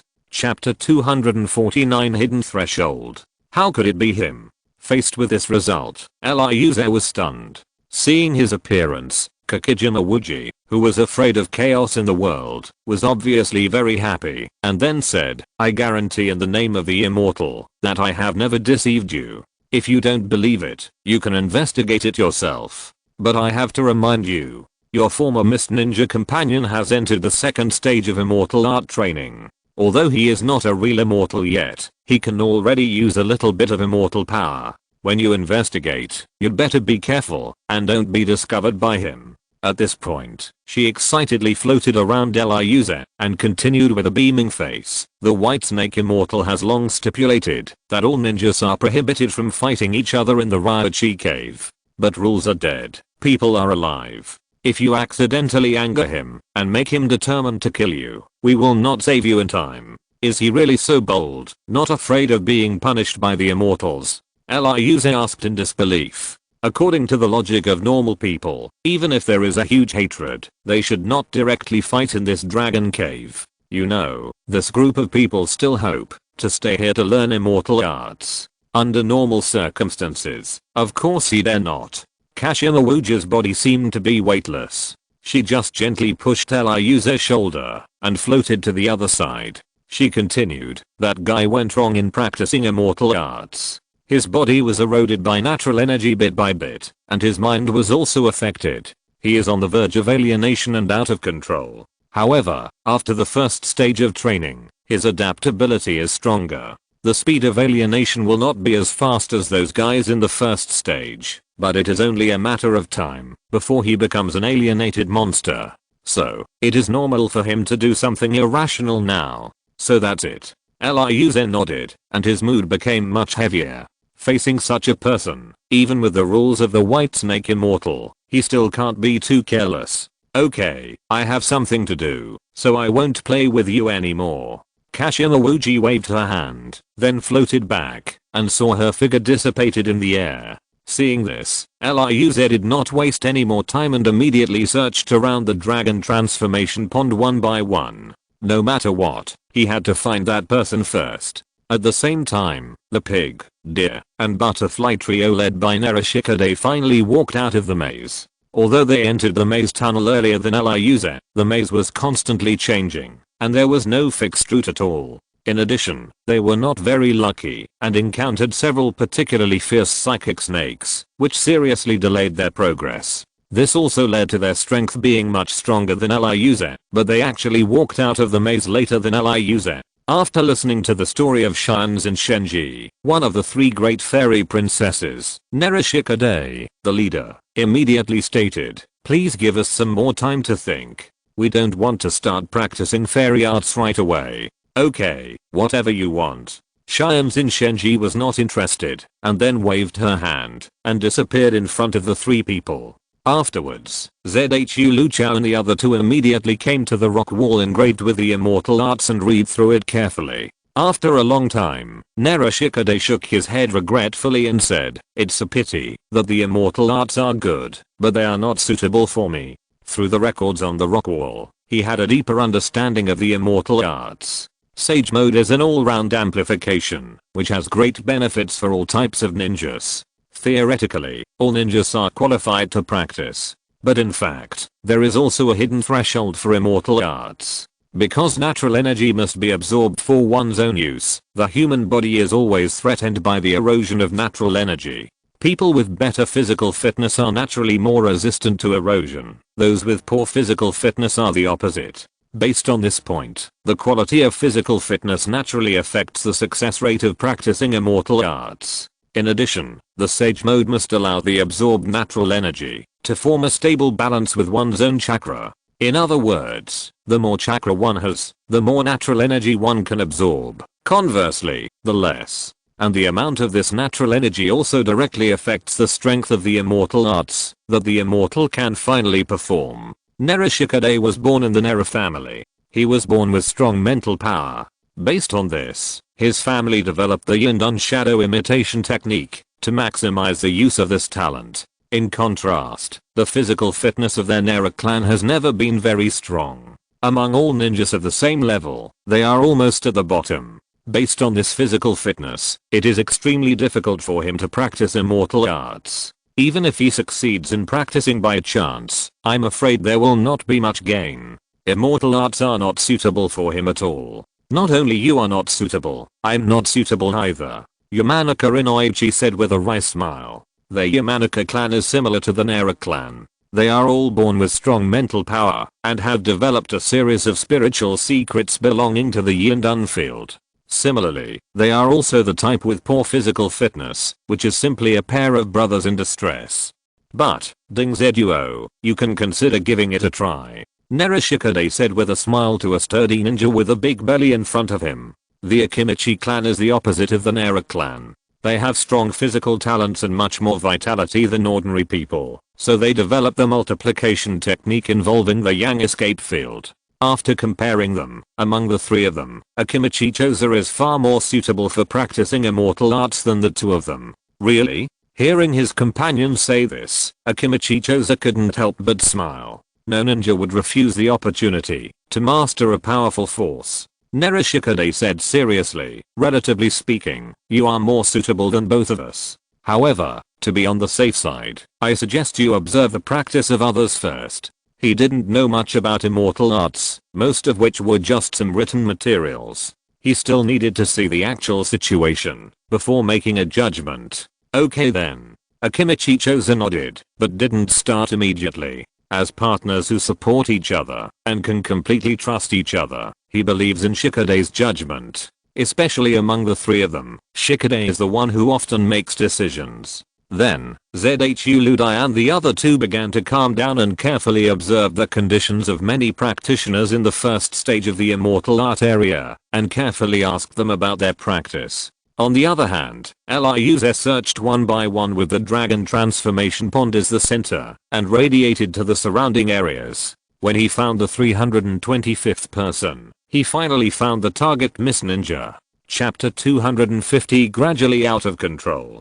That was a young Miss Ninja named Ishiyama-jun, about 20 years old. Judging from the photo in his hand, he should be a relatively thin guy. However, what really appeared in front of Liuze was a strong man with thick limbs and bulging muscles. If the other party's face was not 70% similar to the photo, Liuze would not recognize him at all. But even so, he repeatedly identified him for a long time before confirming that it was the other party. Sure enough, just as Kashima Wuji said, the natural energy has begun to erode his body. Liuze sighed secretly. Ishiyama-jun's body has become stronger, which is obviously the effect of natural energy, although it seems to be developing in a good direction. In fact, it is just that the erosion of natural energy is not deep enough, so it looks like a beneficial change, but in essence it is still a physical alienation. As time goes by, this erosion becomes deeper and deeper, and the physical alienation will become more and more serious. Not only that, according to Kashima Wuji, the erosion of natural energy on Ishiyama-jun is not only reflected in physical changes, but even the other party's mind is also affected to a certain extent. This beneficial change only looks beneficial on the surface. At the same time, Shishanran, who was meditating and concentrating on practicing immortal arts, noticed something strange. Although he had not yet fully mastered the immortal arts, his body had adapted to the natural energy and had been amplified. His senses had also been greatly enhanced and became extremely sensitive. He had already sensed that someone was staring at him not far away. Who could it be? He did not open his eyes, nor did he turn around to look for it. He still closed his eyes silently and pretended to be meditating and practicing. However, after thinking for a long time, he still could not figure out a clue. Instead, He felt more and more irritated, and it was more and more difficult to calm down, as if a monkey had entered his heart and kept jumping up and down inside. However, Shishanran had no idea that this was the natural energy that was quietly eroding his mind, so he was so irritable, and it was difficult for him to calm down and think. Damn it. After a long time, he stood up with an angry shout and left the dragon pond with red eyes. As he became more and more irritable, a desire for destruction arose in his heart and became stronger and stronger. Whenever this happened, he knew that the natural energy he absorbed was about to get out of control, and he had to release it in time to protect himself from being eroded and alienated. This was also the way for all second stage immortal practitioners, to prevent themselves from alienating and losing control. As for the sight that was secretly staring at him, Shishanran had long forgotten it. Now he just wanted to destroy, and destroy endlessly. This guy, it looks like he's going to get out of control. Liu also saw that Shishanran was in a bad state and immediately followed him quietly. Through the immortal information left by the white snake immortal on the stone wall, he already understood that the other party was preparing to go out to vent and expel the natural energy that was about to get out of control. But the most important thing is that after this kind of rough venting, the practitioner will enter a short-term weak state. He might be able to take this opportunity to catch the other party and get to the bottom of everything. As for the white snake immortal's warning against private fighting, he no longer cared. As long as no one was killed, I think the other party should not make it too difficult for him. After all, judging from the current situation, although the immortals in the Ryochi cave are not good people, they at least follow the rules and are not extremely evil. More importantly, Liu has already obtained the immortal arts information that he has been thinking about here, so it doesn't matter even if the white snake immortal expel him from the Ryochi cave. He has already seen clearly that these immortals have no intention of teaching everyone immortal arts sincerely, but just use this as bait to attract those greedy ninjas. In the end, they will take them away and eat them openly on the grounds that their practice is out of control. Although he thinks he still has some talent, he dare not compare himself with the favored child of heaven like Shunshin Shisu. Especially without the support of immortals, practicing immortal arts alone requires a certain amount of luck. If he stays here to practice immortal arts, I'm afraid that the result will be the same as most of the practitioners here, and he can only become the food of several immortals and many spiritual snakes in the end. Therefore, unless it is absolutely necessary, Liu does not want to stay here to gamble his luck and practice dangerous immortal arts alone. Moreover, besides the Ryochi cave, there are other holy places in the ninja world for him to choose from. In any case, he had to go to the other two holy places first, before making a decision. If he was lucky enough to be noticed by other immortals, it would be much safer to practice immortal arts under the protection of immortals. Following behind Daishi Ayama-jun from a distance, Liu followed him into a tunnel and walked deeper into the Ryochi cave. According to other ninjas who practiced immortal arts here, there are more and stronger summoning snakes hidden in the depths of the Ryochi cave, and those in the maze in front are just a small matter. For example, Orochimaru's summoning trump card, the 10,000 snakes, is hidden deeper in the Ryochi cave. Before, there was a ninja who was bored and accidentally encountered the king of snakes while exploring the Ryochi cave. Needless to say, except for one or two who were lucky enough to escape, everyone else became food in the mouths of the 10,000 snakes. Perhaps the erosion of natural energy was getting more and more serious. The body shape of Shishanran, who was walking in the front, began to change significantly. Liu saw from a distance that the other party's body was like a balloon that was inflated, and it became a little bigger. The whole person exuded a violent and oppressive chakra aura. He let out a strange roar and continued to destroy the surroundings. Bang! He just punched down casually, and a hole with a diameter of 1 meter was left on the stone wall next to him. Boom! He kicked down heavily again, and the ground exploded instantly, leaving an equally huge deep pit. However, despite this, he still walked firmly towards the depths of the Ryochi cave. Looking at this situation, he should still retain a considerable part of his rationality. Liuze, who was following behind from a distance, nodded and said, "But it's a pity that according to this situation, he should not be able to hold on for too long. He will soon completely lose his rationality and become a monster who knows how to destroy." Walking forward and venting all the way, after walking for nearly 20 minutes, Liuze followed Shishinran to a huge cave. Or maybe he had already reached his destination. Shishinran no longer suppressed his desire to destroy. Like a ferocious beast, he destroyed the cave recklessly. Boom.